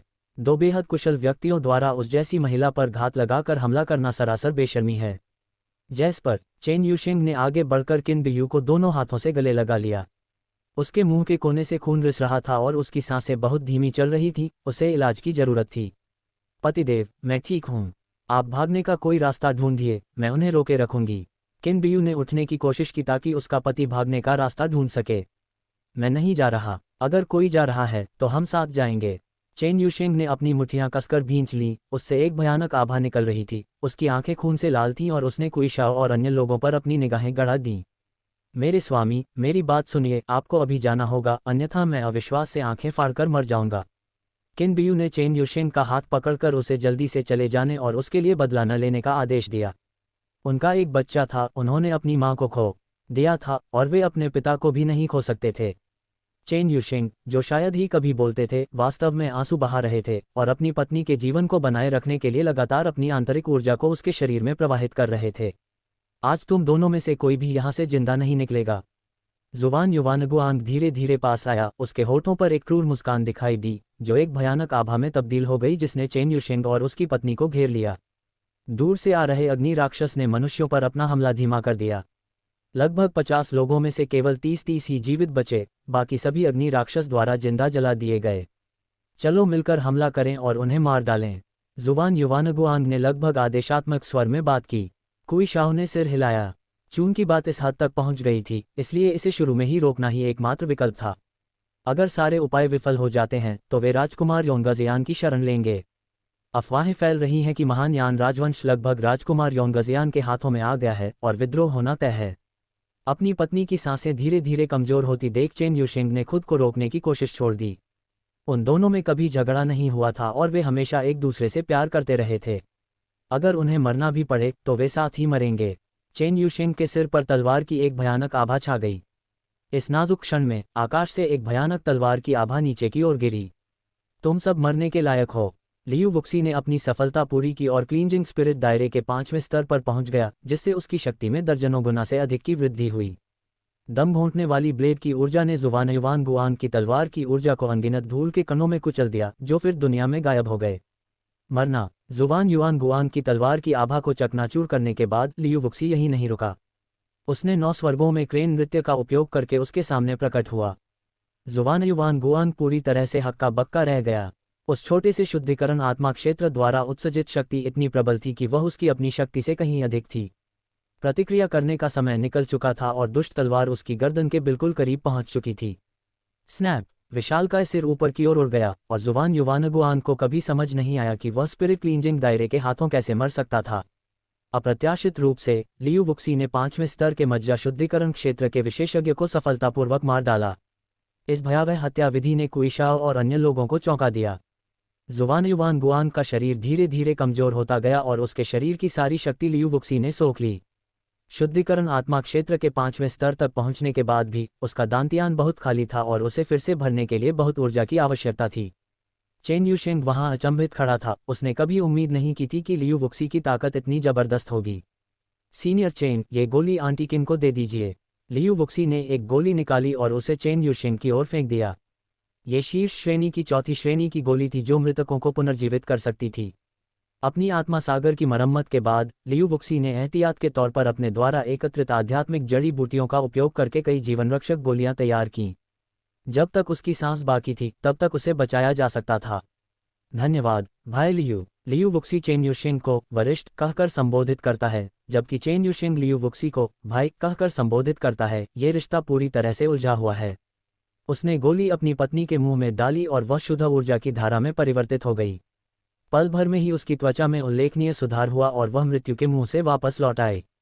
अब तुम्हारी बारी है, तुम दोनों की। दुष्ट तलवार कुई शाओ और दूसरे व्यक्ति, विशेषकर कुई शाओ की ओर तनी हुई थी, जिसने सबसे पहले उस पर हमला किया था। सौभाग्य से चेन युशिंग ने समय रहते उसे रोक दिया और उसे अपनी सफलता पूरी करने में मदद की। बच्चे, क्या तुम्हें लगता है कि तुम छुपकर हमला करके जुवान युवान गुआन को मारकर हमारा कुछ बिगाड़ सकते हो? सुनो, मैं तुम्हें अस्थि मज्जा शुद्धि क्षेत्र और आत्मा शुद्धि क्षेत्र के बीच का अंतर दिखाऊंगा। कुई शाओ ने ठंडी हंसी हंसते हुए अपनी लंबी तलवार से लियू वुक्सी पर वार किया। दूसरा व्यक्ति भी पीछे हटने को तैयार नहीं था और पीछे हटने का कोई रास्ता न देखकर लियू वुक्सी ने एक ही वार में उनके भागने का रास्ता रोक दिया। भाई लियू, मुझे आपकी मदद करने दीजिए। अपनी पत्नी की हालत स्थिर होने पर चेन युशेंग खड़ा हो गया और लियू वुक्सी के साथ लड़ने के लिए तैयार हो गया। कोई ज़रूरत नहीं, मैं उन दो बेकार चीज़ों को खुद ही संभाल सकता हूँ। दुष्ट तलवार ने एक भयानक आभा बिखेरी, जबकि शक्तिशाली मुट्ठी प्रहार करने के अवसर की प्रतीक्षा कर रही थी। उन्होंने अपनी शक्ति छिपाने का साहस नहीं किया और चारों ओर मौजूद अग्नि ड्रैगन उन्हें ध्यान से देख रहे थे, किसी भी क्षण हमला करने के लिए तैयार थे। उन्हें युद्ध को शीघ्र समाप्त करना था। उन्हें मारने के बाद तुरंत उस जगह से निकल जाएं। जहां तक अग्नि आत्मा के गोले की बात है, लियू वुक्सी को उस पर कोई लालच नहीं था, वह उसे उनके बीच लड़ाई के लिए छोड़ देगा। बच्चे, तुम मर चुके हो। कुई शाओ क्रोधित हो गया। लियू वुक्सी ने सचमुच उसका अपमान किया था, उसे कचरा कहा था। वह अस्थि मज्जा शुद्धिकरण क्षेत्र का एक प्रतिष्ठित साधक था। दोनों पिन तुरंत टकरा गए, जिससे एक जबरदस्त आघात तरंग उत्पन्न हुई जो आसपास के क्षेत्र में फैल गई। इस तरंग के कारण जमीन पर मौजूद चट्टानें हिल उठीं और हवा में लगातार फटती रहीं। युद्ध के केंद्रीय क्षेत्र में एक निर्वात क्षेत्र प्रकट हुआ और यहाँ तक कि ऊष्मा तरंगें भी दूर धकेल दी गईं, इसलिए तापमान का कोई एहसास नहीं हो सका। ओवरलॉर्ड फिस्ट, जब वे टकराए तो दबंग मुट्ठी पहाड़ की तरह नीचे गिरी और कुई शाओ के शरीर पर दबाव डाला। पढ़ते समय कृपया हमारे डोमेन नाम को याद रखें। यदि आपको ये साइट पसंद आए तो कृपया इसे फेसबुक पर शेयर करें। स्टॉप्ड स्पीकर ब्राउज़र, अध्याय 186 आत्मा की शुद्धि का छठा स्तर। बिना किसी दिखावटी चाल के वह बेहद शक्तिशाली मुक्का एक पर्वत श्रृंखला की तरह कुई शाओ के शरीर पर जा गिरा। स्नैप, उसका शरीर टुकड़े टुकड़े हो गया और चारों ओर अथाह खून और मांस फैल गया। भयानक झटकों ने दोनों ओर की लपटों को बुझा दिया, जिससे पृथ्वी के अग्नि ड्रैगन लगातार पीछे हटने लगे। युद्ध क्षेत्र के केंद्र में एक विशाल गड्ढा प्रकट हुआ और भारी मात्रा में धूल हवा में भर गई, जो काफी देर तक बनी रही। दूर खड़े अग्नि ड्रैगन की आंखों में भय का भाव झलक रहा था। यह मनुष्य बहुत ही भयानक था। चेन युशेंग वहां स्तब्ध खड़ा था, कुछ करने ही वाला था कि कुई शाओ की मृत्यु हो चुकी थी। उनकी मृत्यु बिना दफन स्थान के हुई, मांस का एक टुकड़ा भी नहीं बचा था। बचा हुआ विशेषज्ञ भयभीत होकर तेजी से पीछे हट गया, लड़ने की उसकी सारी इच्छाशक्ति खत्म हो गई। लियू वुक्सी बहुत ही भयानक था, वह इंसान नहीं था और सामान्य लोगों में इतनी विस्फोटक शक्ति नहीं होती। तुम कहाँ जा रहे हो? स्पिरिट क्लींजिंग दायरे के 5वें स्तर तक पहुंचने के लिए आदिम अराजकता डेंटियन के भीतर के क्रोध को शांत करने के लिए एक बेहद आनंददायक लड़ाई की आवश्यकता होती है। निर्जन वीरान इलाके के गहरे दंतियन में ज्वालामुखी अभी भी फट रहा था और भयानक अग्नि प्रकार की वास्तविक ऊर्जा आसपास के वातावरण में व्याप्त थी।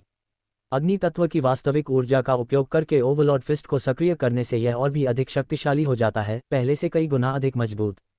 सच्ची ऊर्जा शुद्ध सफेद पंखों में संघनित हो गई, जिसने लियू वुक्सी के शरीर को सहारा दिया और वह हवा में उड़ने लगा।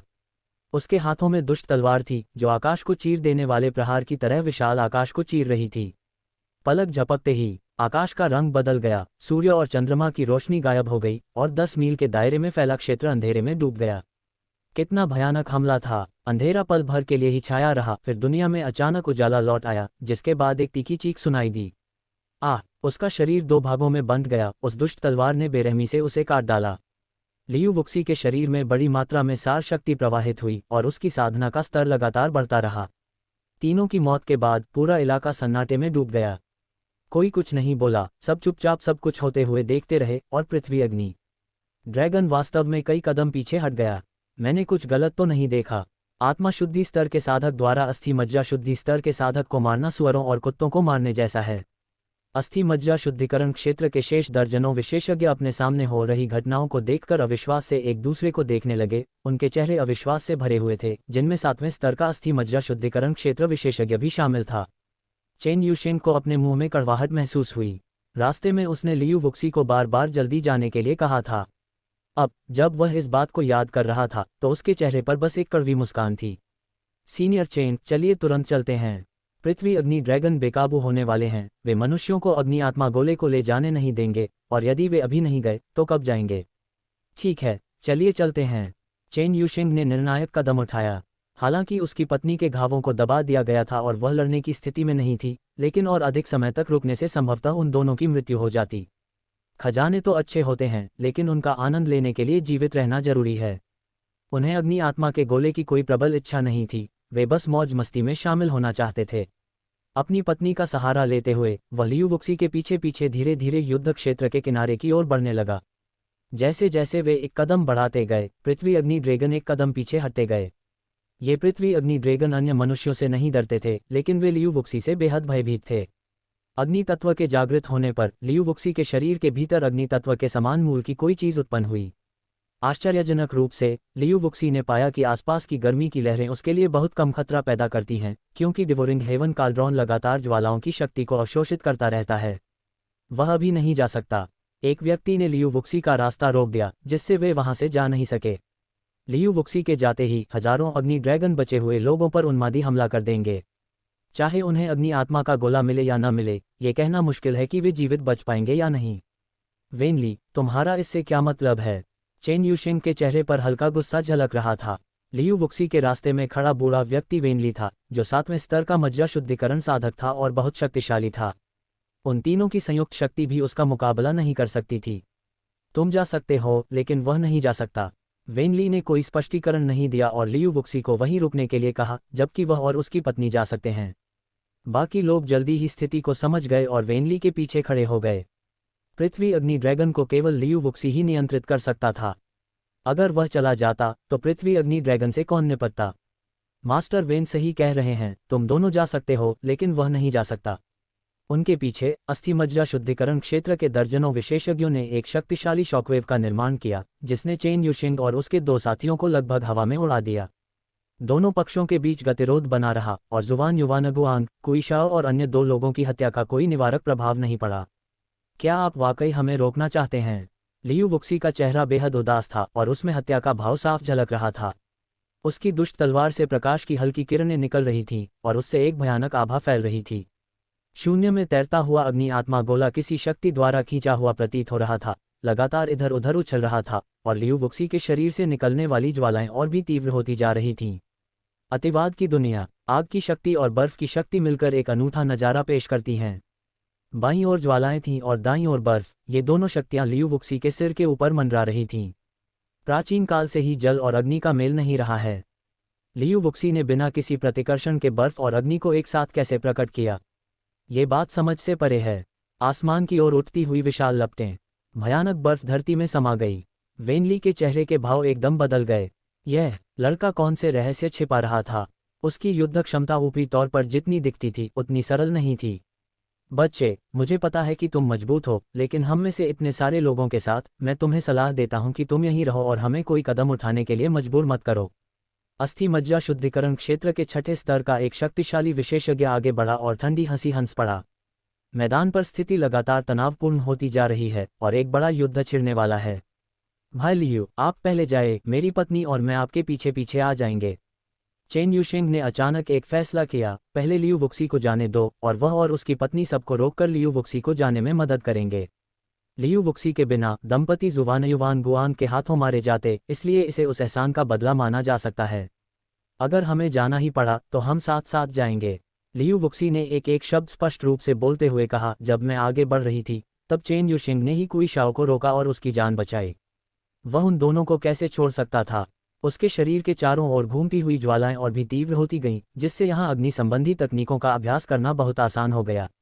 द डिवोरिंग हेवन काल्ड्रॉन लगातार सब कुछ नष्ट करता रहा और आसपास की अग्नि शक्तियां लगातार प्रवाहित होती रहीं। आदिम वन्यभूमि डेंटियन के भीतर स्थित ज्वालामुखी लगातार शक्तिशाली होता जा रहा था। हालांकि यह ड्रैगन रॉक पर्वत श्रृंखला जितना शक्तिशाली नहीं था, लेकिन इस गति से बढ़ने पर यह जल्द ही उस स्तर तक पहुंच जाएगा। अचानक अग्नि आत्मा का गोला झिलमिलाया और लियू वुक्सी की ओर उड़ गया। इस दृश्य ने सभी को भयभीत कर दिया। ये निश्चित रूप से लियू वुक्सी के शरीर से निकली ज्वाला शक्ति ही थी जिसने अग्नि आत्मा गोले को आकर्षित किया। ज्वाला की शुद्धता के मामले में यह भक्षण स्वर्ग दिव्य कड़ाही द्वारा रूपांतरित होने के बाद और भी परिष्कृत हो गई थी। फायर स्पिरिट ऑर्ब अपने अस्तित्व के लिए ज्वालाओं पर निर्भर करता है और यह उच्च शुद्धता वाली ज्वालाओं की ओर अधिक आसानी से आकर्षित होता है।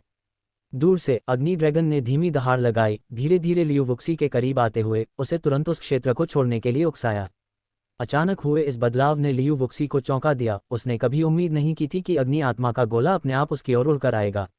जैसे ही वह करीब आया, अचानक ही भस्म करने वाला स्वर्ग कड़ाहा प्रकट हुआ और लियू वुक्सी के सिर के ऊपर एक घोर काला भंवर बन गया।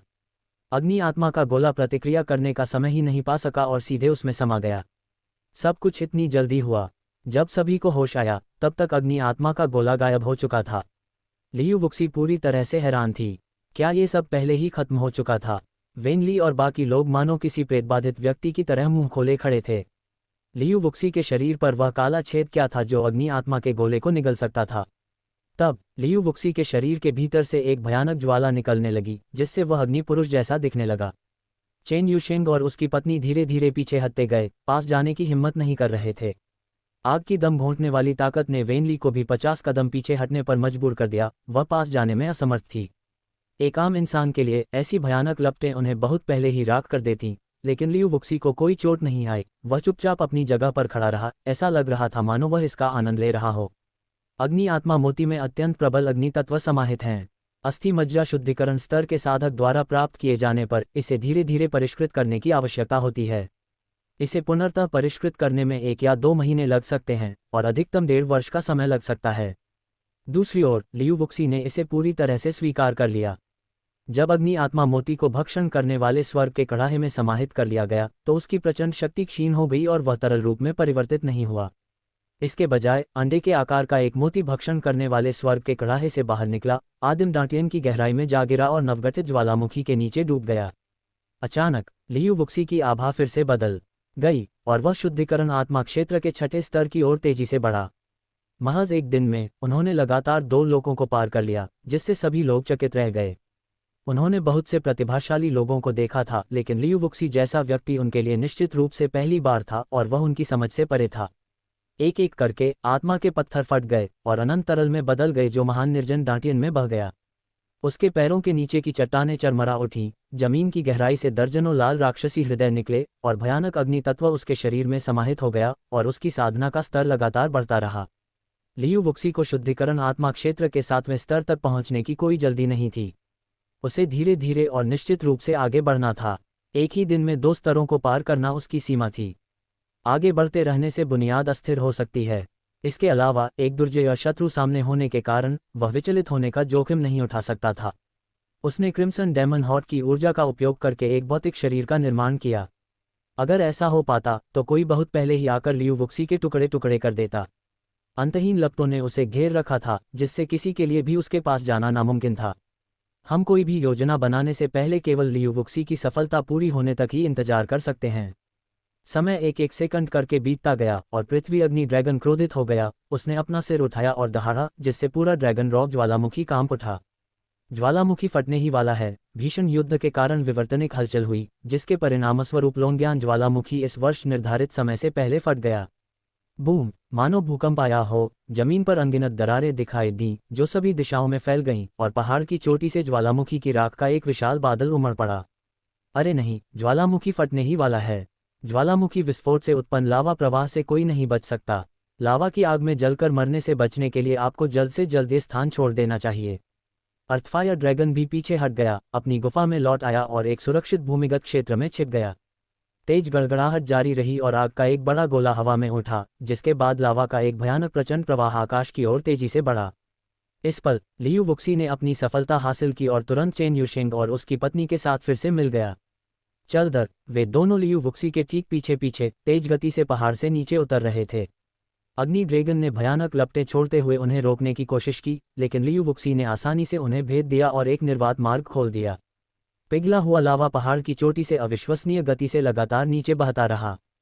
पलक झपकते ही जिस जगह पर वे खड़े थे वह लावा की एक मोटी परत से ढक गई। वेन ली और बाकी लोगों के पास लियू वुक्सी से लड़ने का समय नहीं था। वे उनके पीछे पीछे भागे और सबसे पहले उस जगह से निकलने की कोशिश करने लगे। एक बार जब हम सुरक्षित क्षेत्र में पहुंच जाएंगे तो हम लियू वुक्सी से हिसाब किताब करेंगे और उसे अग्नि आत्मा का गोला सौंपने के लिए मजबूर करेंगे। 29 से अधिक लोगों में लियू वुक्सी सबसे तेज था। उसने 9 स्वर्गों में सारस नृत्य की तकनीक का इस्तेमाल किया और टूटते तारे की तरह वह मात्र 2 सांसों में पहाड़ की तलहटी में प्रकट हो गया। सुबह के 5 बज चुके हैं। आपके मासिक टिकट कहाँ हैं? मुझे सारे दे दो। पढ़ते समय कृपया हमारे डोमेन नाम को याद रखें। यदि आपको ये साइट पसंद आए तो कृपया इसे फेसबुक पर शेयर करें। अध्याय 187 आग बुझाना। पहाड़ की तलहटी में पहुंचकर वे दूर स्थित घने जंगल की ओर भागे। लावा का प्रवाह धीमा हो रहा था, जिससे उन्हें तत्काल कोई खतरा नहीं था।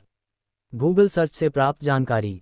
लगभग 30 लोग वहां हौंफते हुए खड़े थे, अपनी सारी शारीरिक शक्ति का इस्तेमाल कर चुके थे और बाल बाल मौत से बचे थे। इससे पहले कि वे सांस ले पाते, वेनली के नेतृत्व में 32 लोगों ने लियू वुक्सी और चेन यूशेंग दंपति को घेर लिया ताकि उन्हें भागने से रोका जा सके। लड़के, मुझे अग्नि आत्मा का गोला सौंप दो और मैं तुम्हारी जान बख्श दूंगा। चारों दिशाओं से भयावह हत्या के इरादे से हमला हुआ, जिससे लियू वुक्सी और उसके 2 साथी वहीं फंस गए और उनके पास बचने का कोई रास्ता नहीं था। शाओ डोंगली, तुम्हारी हिम्मत कैसे हुई? तुम जैसे व्यक्ति की भी इतनी हिम्मत कैसे हुई कि वह इस तरह की बकवास करे? चेन यूशेंग ने बोलने वाले व्यक्ति की ओर एक नज़र डाली। वह भी अस्थि मज्जा शुद्धिकरण क्षेत्र के 4थे स्तर पर ही था, फिर भी वह लियू वुक्सी से अग्नि आत्मा मोती सौंपने की मांग कर रहा था।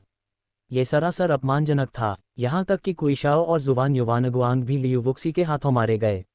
वेनली के अलावा कोई और उन तीनों को धमकी नहीं दे सकता था। लियू वुक्सी ने आत्मा शुद्धिकरण क्षेत्र के 6ठे स्तर को पार कर लिया है। अस्थि मज्जा शुद्धिकरण क्षेत्र के 6ठे स्तर से निपटना मुश्किल नहीं है।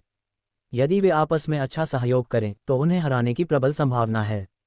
लियू वुक्सी को दबाव महसूस कराने वाली एकमात्र व्यक्ति वेनली थी। मेरा दिमाग बिजली की रफ्तार से काम कर रहा है। जब तक मैं वेनली को हरा नहीं देता, बाकी लोग मेरे लिए कोई खतरा नहीं हैं। बेटा, मैं तुम्हारे लिए मुश्किलें पैदा नहीं करूंगा, बशर्ते तुम मुझे अग्नि आत्मा का गोला सौंप दो। मैं तुम्हें जाने देने का वादा करता हूं। वेनली को भली भांति पता था कि केवल वही लियू वुशी को डरा सकता है। जब तक लियू वुशी अग्नि आत्मा मोती उसे सौंप देगा, तब तक बाकी लोगों का उससे क्या लेना देना। फायर स्पिरिट ऑर्ब सिर्फ एक ही है और हर कोई इसे हासिल करना चाहता है। ऊपरी तौर पर तो वे एक ही पक्ष में दिखते हैं, लेकिन जैसे ही Liu Wuxi fire spirit orb को निकाल लेगा, निश्चित रूप से अफरा तफरी मच जाएगी। वेनली के पहले से कहे गए शब्दों ने यह साबित कर दिया कि अनुभव वास्तव में मायने रखता है। यदि वह अग्नि आत्मा गोले को सफलतापूर्वक प्राप्त कर लेता है, तभी इस मामले का संतोषजनक समाधान हो सकता है। सभी की निगाहें लियू वुक्सी के चेहरे पर टिकी थीं, सब उसके जवाब का इंतजार कर रहे थे। वरिष्ठ वेन, भले ही मैं आपको अग्नि आत्मा का गोला दे दूं, आप इसके आनंद के योग्य नहीं हैं। वेनली को देखकर लियू वुक्सी के होठों पर एक प्यारी सी मुस्कान आ गई। छोटे बदमाश, तुम बड़े घमंडी हो। जब तक तुम मुझे अग्नि आत्मा का गोला नहीं सौंप देते, मेरे पास इसे परिष्कृत करने का अपना तरीका है। वेनली क्रोधित हो उठा। उसने एक कदम आगे बढ़ाया और एक भयानक अस्थि शुद्धिकरण शक्ति का प्रयोग करते हुए सीधे लियू वुक्सी पर प्रहार किया, जिससे आसपास के पेड़ फट गए। Click click click. Liu Wuxi के पीछे के पेड़ पूरी तरह से गायब हो गए और अनगिनत धूल के कणों में बदल गए। इस खुलेआम धमकी ने लियू वुक्सी को अग्नि आत्मा का गोला सौंपने के लिए मजबूर कर दिया। सीनियर वेन, क्या मैं आपसे कुछ प्रश्न पूछ सकता हूँ? लियू वुक्सी अविचलित रहा। 7वें स्तर के अस्थि मज्जा शुद्धिकरण क्षेत्र में उसे मारना इतना आसान नहीं था। यदि सभी उपाय विफल हो जाते तो वह केवल अमर मंत्रों को पुनः अंकित कर सकता था, लेकिन नीले रंग की आत्मा घास जैसी आध्यात्मिक जड़ी बूटी को फिर से खोजना बहुत मुश्किल होगा। आत्मा सागर को होने वाली क्षति एक स्थायी क्षति होगी। लियू वुक्सी वेनली से तब तक नहीं लड़ना चाहता था जब तक कि यह बिल्कुल जरूरी न हो। बोलना। वेनली अधीर हो रही थी और उसने लियू वुक्सी से जल्दी से पूछने और जल्द से जल्द फायर स्पिरिट और प्राप्त करने का आग्रह किया ताकि किसी भी अनपेक्षित जटिलता से बचा जा सके जो अधिक विशेषज्ञों को आकर्षित कर सकती है। सीनियर वेन, क्या पिछले 1-2 वर्षों में आपको अपने फेफड़ों और हृदय की नसों में अक्सर तेज दर्द का अनुभव हुआ है? अपनी भूत नेत्र तकनीक का उपयोग करते हुए लियू वुक्सी ने स्पष्ट रूप से वेनली के फेफड़े और हृदय की नसों पर कई दरारें दिखाई दी, जो इस बात का संकेत थी कि वह पतन के कगार पर था। जैसे ही उसने बोलना समाप्त किया, वेनली लड़खड़ा गई और लगभग गिर ही पड़ी। फेफड़े और हृदय की नसों में समस्याएं थीं और यहाँ तक कि उसके सबसे करीबी रिश्तेदारों को भी इसके बारे में पता नहीं था। लियू वुक्सी को कैसे पता चल सकता था? कैसे? आपको कैसे पता चला? वेनली बेहद डरा हुआ लग रहा था। उसके फेफड़ों और हृदय की नसों में असहनीय दर्द हो रहा था। उसने कई सालों तक इस राज को छुपाए रखा था और इस साल ये दर्द और भी बढ़ गया था।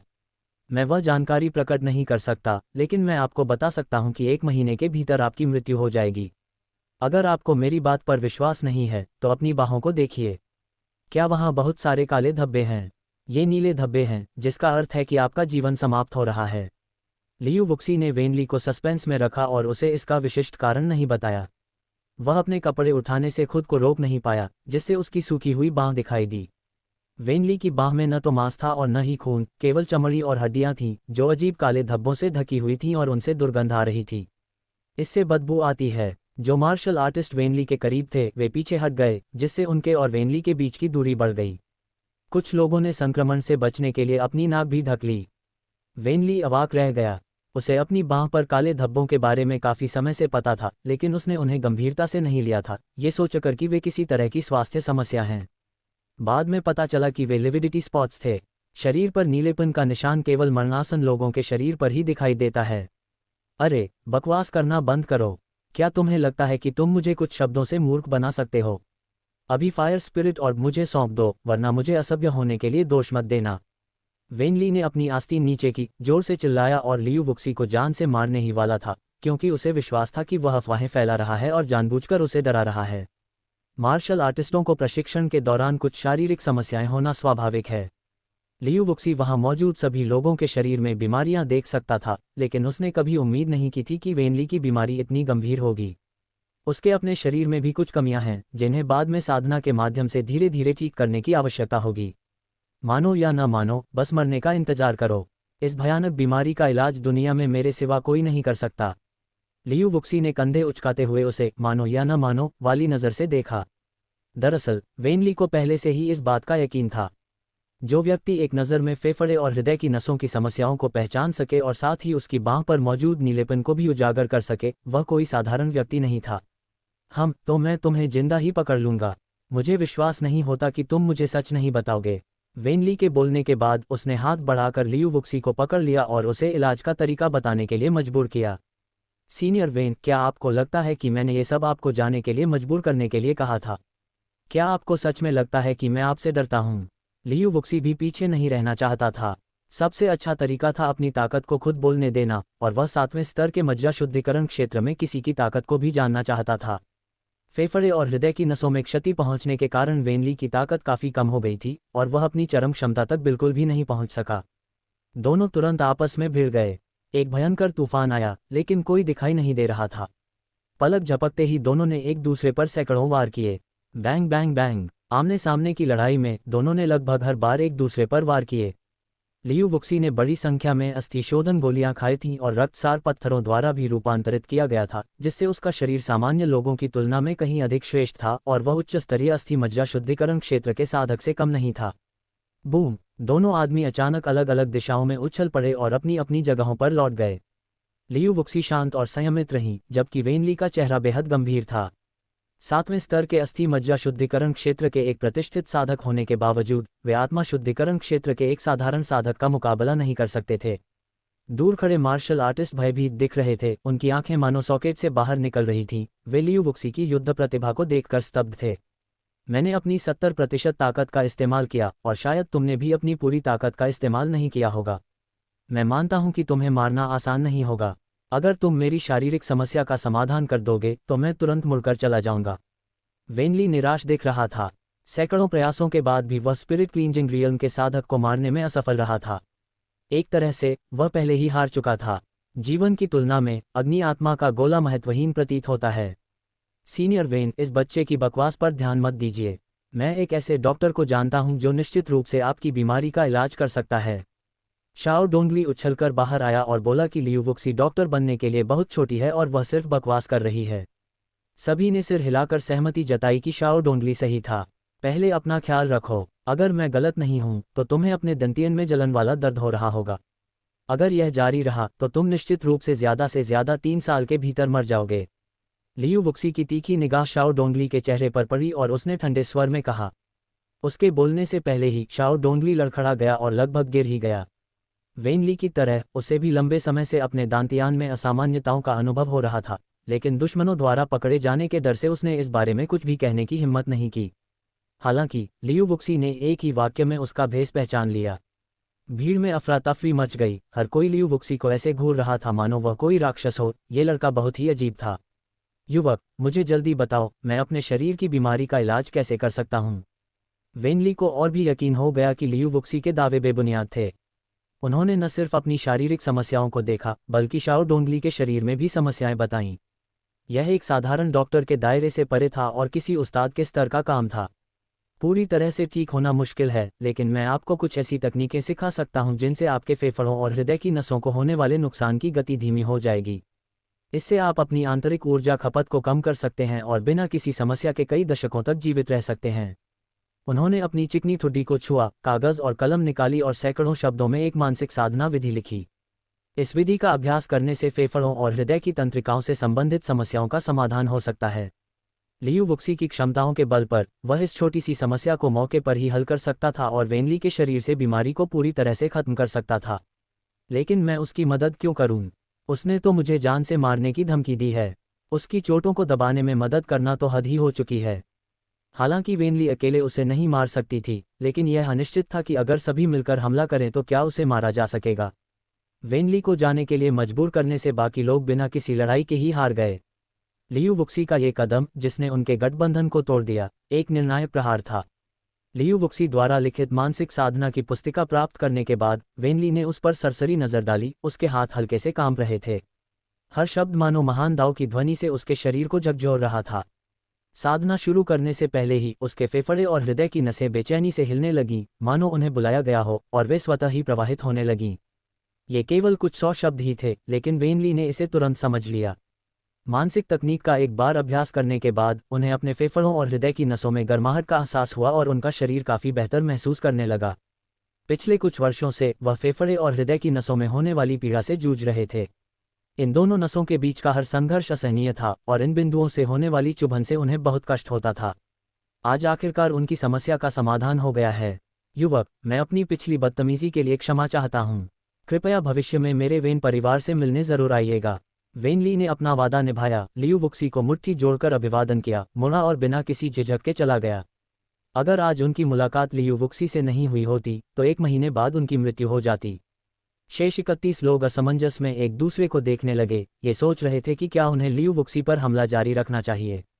यहाँ तक कि वेनली भी लियू वुक्सी को हरा नहीं सका, इसलिए अगर वे उसके पास जाते तो वे केवल अपनी जान जोखिम में डालते। चेन यूशेंग और उनकी पत्नी एक बड़े युद्ध के लिए तैयार थे। सबसे बुरी स्थिति ये थी कि वे लियू वुक्सी को भागने में मदद करने के लिए खुद को बलिदान कर देंगे।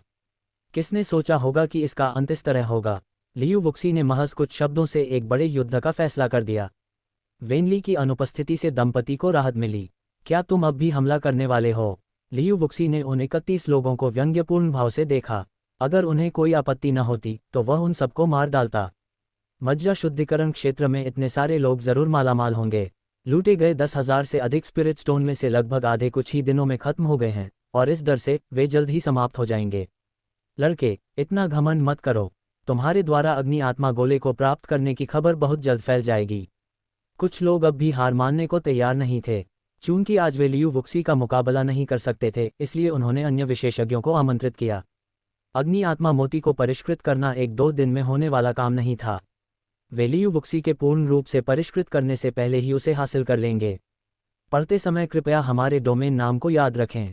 यदि आपको ये साइट पसंद आए तो कृपया इसे फेसबुक पर शेयर करें। स्टॉप्ड। घोस्ट आई टेक्निक ने उनकी चालों की खामियों को पहले ही भांप लिया था। वह अचानक युद्ध के घेरे से बाहर कूद गया। उसकी दुष्ट तलवार आकाश की ओर इशारा कर रही थी।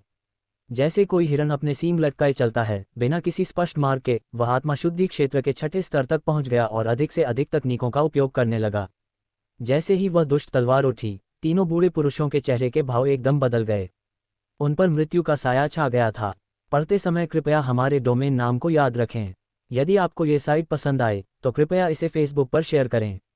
स्टॉप्ड। Speaker browser. अध्याय 189। एक भीषण आपदा उत्पन्न हो गई है। 1 महीने के प्रशिक्षण के बाद लियू वुक्सी की तलवारबाजी की क्षमता तेजी से बढ़ने लगी और मूर्त रूप लेने के करीब पहुंच गई। Google search reading. तेज धार वाले ब्लेड ने तीनों बूढ़े आदमियों को मजबूती से जकड़ लिया, उन्हें वहीं जमा दिया। लोंग्यान ज्वालामुखी की लड़ाई के बाद लियू वुक्सी की युद्ध शक्ति सैकड़ों गुना बढ़ गई और वह अब वह व्यक्ति नहीं रहा जो वह 1 महीने पहले था। एक टीम बनाओ। बिना किसी झिझक के सबसे बुजुर्ग व्यक्ति चिल्लाया और वे तीनों तेजी से दौड़ते हुए लियू वुक्सी के चारों ओर घेरा बना लिया। ये किस प्रकार की संरचना है? अगर दुश्मन नहीं हिलेगा तो मैं भी नहीं हिलूंगा। लियू वुक्सी चुपचाप देखता रहा। बुराई की तलवार अभी भी नीचे नहीं गिरी थी। वह देखना चाहता था कि वे क्या करने वाले हैं। 3 सांसों के भीतर ही उन्होंने लियू वुक्सी के सैकड़ों चक्कर लगा लिए और उन्हें चक्कर आने लगे और मतली होने लगी। धारा का रुख बदल गया। अचानक रुककर वह एक तेज धारा की तरह लियू वुक्सी की ओर बढ़ा, जिसके शक्तिशाली प्रभाव से लियू वुक्सी का शरीर ऊपर उठ गया और उसे अपने साथ ले जाने की कोशिश करने लगा। ये तो दिलचस्प है। लियू वुक्सी ने पहली बार इस तरह की संरचना का सामना किया था। उसने दौड़ने से उत्पन्न वायु प्रवाह का उपयोग करके अपने प्रतिद्वंद्वी को मार गिराया। लियू वुक्सी, अब तुम मर सकते हो। धारा तेजी से घूमने लगी और लियू वुक्सी भी उसके साथ घूमने लगी, नियंत्रण खो बैठी। अचानक तीनों ने नीचे की ओर वार किया। उनके हथियारों से एक चकाचौंध भरी रोशनी निकली जिसने आकाश को घेर लिया। तुम्हें लगता है कि तुम मुझे इन मामूली चालों से मार सकते हो? मरने के लायक तो तुम ही हो। उन तीनों के देखने से पहले ही लियू वुक्सी का शरीर हवा में गायब हो गया। उनके हथियार निशाने से चूक गए और जमीन पर जा गिरे। अच्छा नहीं है। तीनों सदमे में थे। वे लियू वुक्सी का पता भी नहीं लगा पा रहे थे, जिसका मतलब था कि उनकी जान अब उनके अपने हाथों में नहीं थी। जब तक उन्हें समझ आया कि क्या हो रहा है, तब तक उस दुष्ट तलवार से निकलने वाली चमक पहले ही वार कर चुकी थी। स्नैप! दाहिनी ओर खड़ा बूढ़ा व्यक्ति अचानक फट गया, एक मानव त्वचा में बदल गया जो जमीन पर गिर गई और पूरी तरह से भक्षण करने वाले स्वर्ग के कड़ाहे में समा गई। एक व्यक्ति के चले जाने से बाकी दो कोई खतरा नहीं है। जोरदार प्रहार करने की कोई आवश्यकता नहीं है, उनकी जान आसानी से ली जा सकती है। जल्दी करो, परिवार के मुखिया को सूचित करो कि इस लड़के की ताकत अपने चरम पर पहुंच गई है। वे दोनों इतने भयभीत हो गए कि लड़ने की इच्छा न रखते हुए पहाड़ से नीचे भाग गए। केवल उच्च कोटि के अस्थि मज्जा शुद्धिकरण कौशल संपन्न व्यक्ति ही उसे मार सकता था। बाघ को वापस पहाड़ों में छोड़ देने से अनगिनत मुसीबतें पैदा होंगी। 9 स्वर्गों के सारस नृत्य की तकनीक का प्रयोग किया गया और सारस बिजली की गति से उन दोनों के सामने आकर उतरा, जिससे उन्हें भागने से रोक दिया गया। चलो अपना पूरा जोर लगा देते हैं। दोनों ने दांत पीसते हुए और अपनी लंबी तलवारों को अभेद्य कौशल के साथ चलाया। वे लियू वुक्सी के साथ ही मरने के लिए दृढ़ थे, भले ही इसका मतलब उनकी अपनी मौत हो। अगर 3 लोग होते तो वे कुछ समय तक अपना बचाव कर सकते थे, लेकिन केवल 2 लोगों के साथ उन्हें पलटवार करने का भी अधिकार नहीं है। गति जबरदस्त है। दुष्ट तलवार ने प्रहार किया और दोनों पुरुषों के हाथों में मौजूद लंबी तलवारें फट गईं। हालांकि वे भी जुबान हथियार थे, लेकिन उनकी लंबी तलवारें उस दुष्ट तलवार का मुकाबला नहीं कर सकीं। अपनी तलवारों के बिना वे दोनों अपनी रक्षा करने में और भी कम सक्षम थे और उन्हें बार बार पीछे हटने के लिए मजबूर होना पड़ा। अब तुम मर सकते हो। तलवार से एक ठंडी चमक निकली और अचानक आग का एक बड़ा गोला फूट पड़ा। बहुत कम लोगों को पता था कि लियू वुक्सी अग्नि तत्व को समझता था। शाओ डोंगली और उसके समूह को लियू वुक्सी की पहचान के बारे में जानकारी नहीं थी और उन्हें जांच पड़ताल के लिए कुछ समय चाहिए था।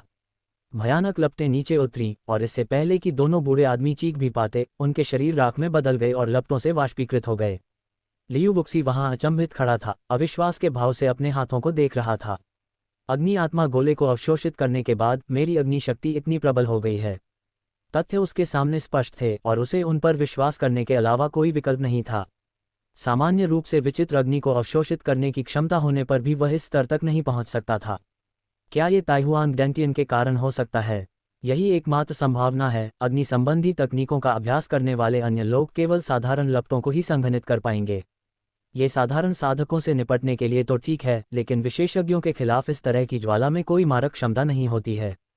ताइहुआन डेंटियन ने ज्वालाओं की गुणवत्ता को बदल दिया है, जिससे अग्नि आत्मा गोले के साथ एक विशाल ज्वालामुखी का निर्माण हुआ है, जिसके कारण लियू वुक्सी की ज्वालाओं में विकृति आ गई है और वे अत्यधिक उच्च तापमान तक पहुंच गई हैं। वह थैला भी उसके साथ गायब हो गया, जिससे लियू वुक्सी को दिल का दर्द महसूस हुआ। उन्होंने जल्दी से युद्ध क्षेत्र को साफ किया, एक बड़ा गड्ढा खोदा, सभी शवों को उसमें फेंक दिया और आग लगा दी। शव जल्द ही राख में बदल गए। उन्होंने कोई सुराग नहीं छोड़ा, इसलिए अगर जू परिवार आता भी तो वे ये पता नहीं लगा पाते कि उनकी हत्या किसने की। किसी को भी स्पिरिट क्लींजिंग रियल्म के विशेषज्ञ पर शक नहीं होगा। सब काम खत्म करने के बाद वह मुड़ा और पहाड़ से नीचे उतर गया। एक दिन बाद वे सुरक्षित रूप से इंपीरियल अकादमी लौट आए। लियू वुक्सी की वापसी की खबर जंगल की आग की तरह फैल गई और दुनिया के हर कोने तक पहुंच गई। छोटे भाई लियू, तुम आखिरकार वापस आ गए। तुमने तो बहुत बड़ी गड़बड़ कर दी है। लियू वुक्सी के लौटने की खबर मिलते ही ली शेंग तुरंत लियू वुक्सी के आंगन की ओर दौड़ा।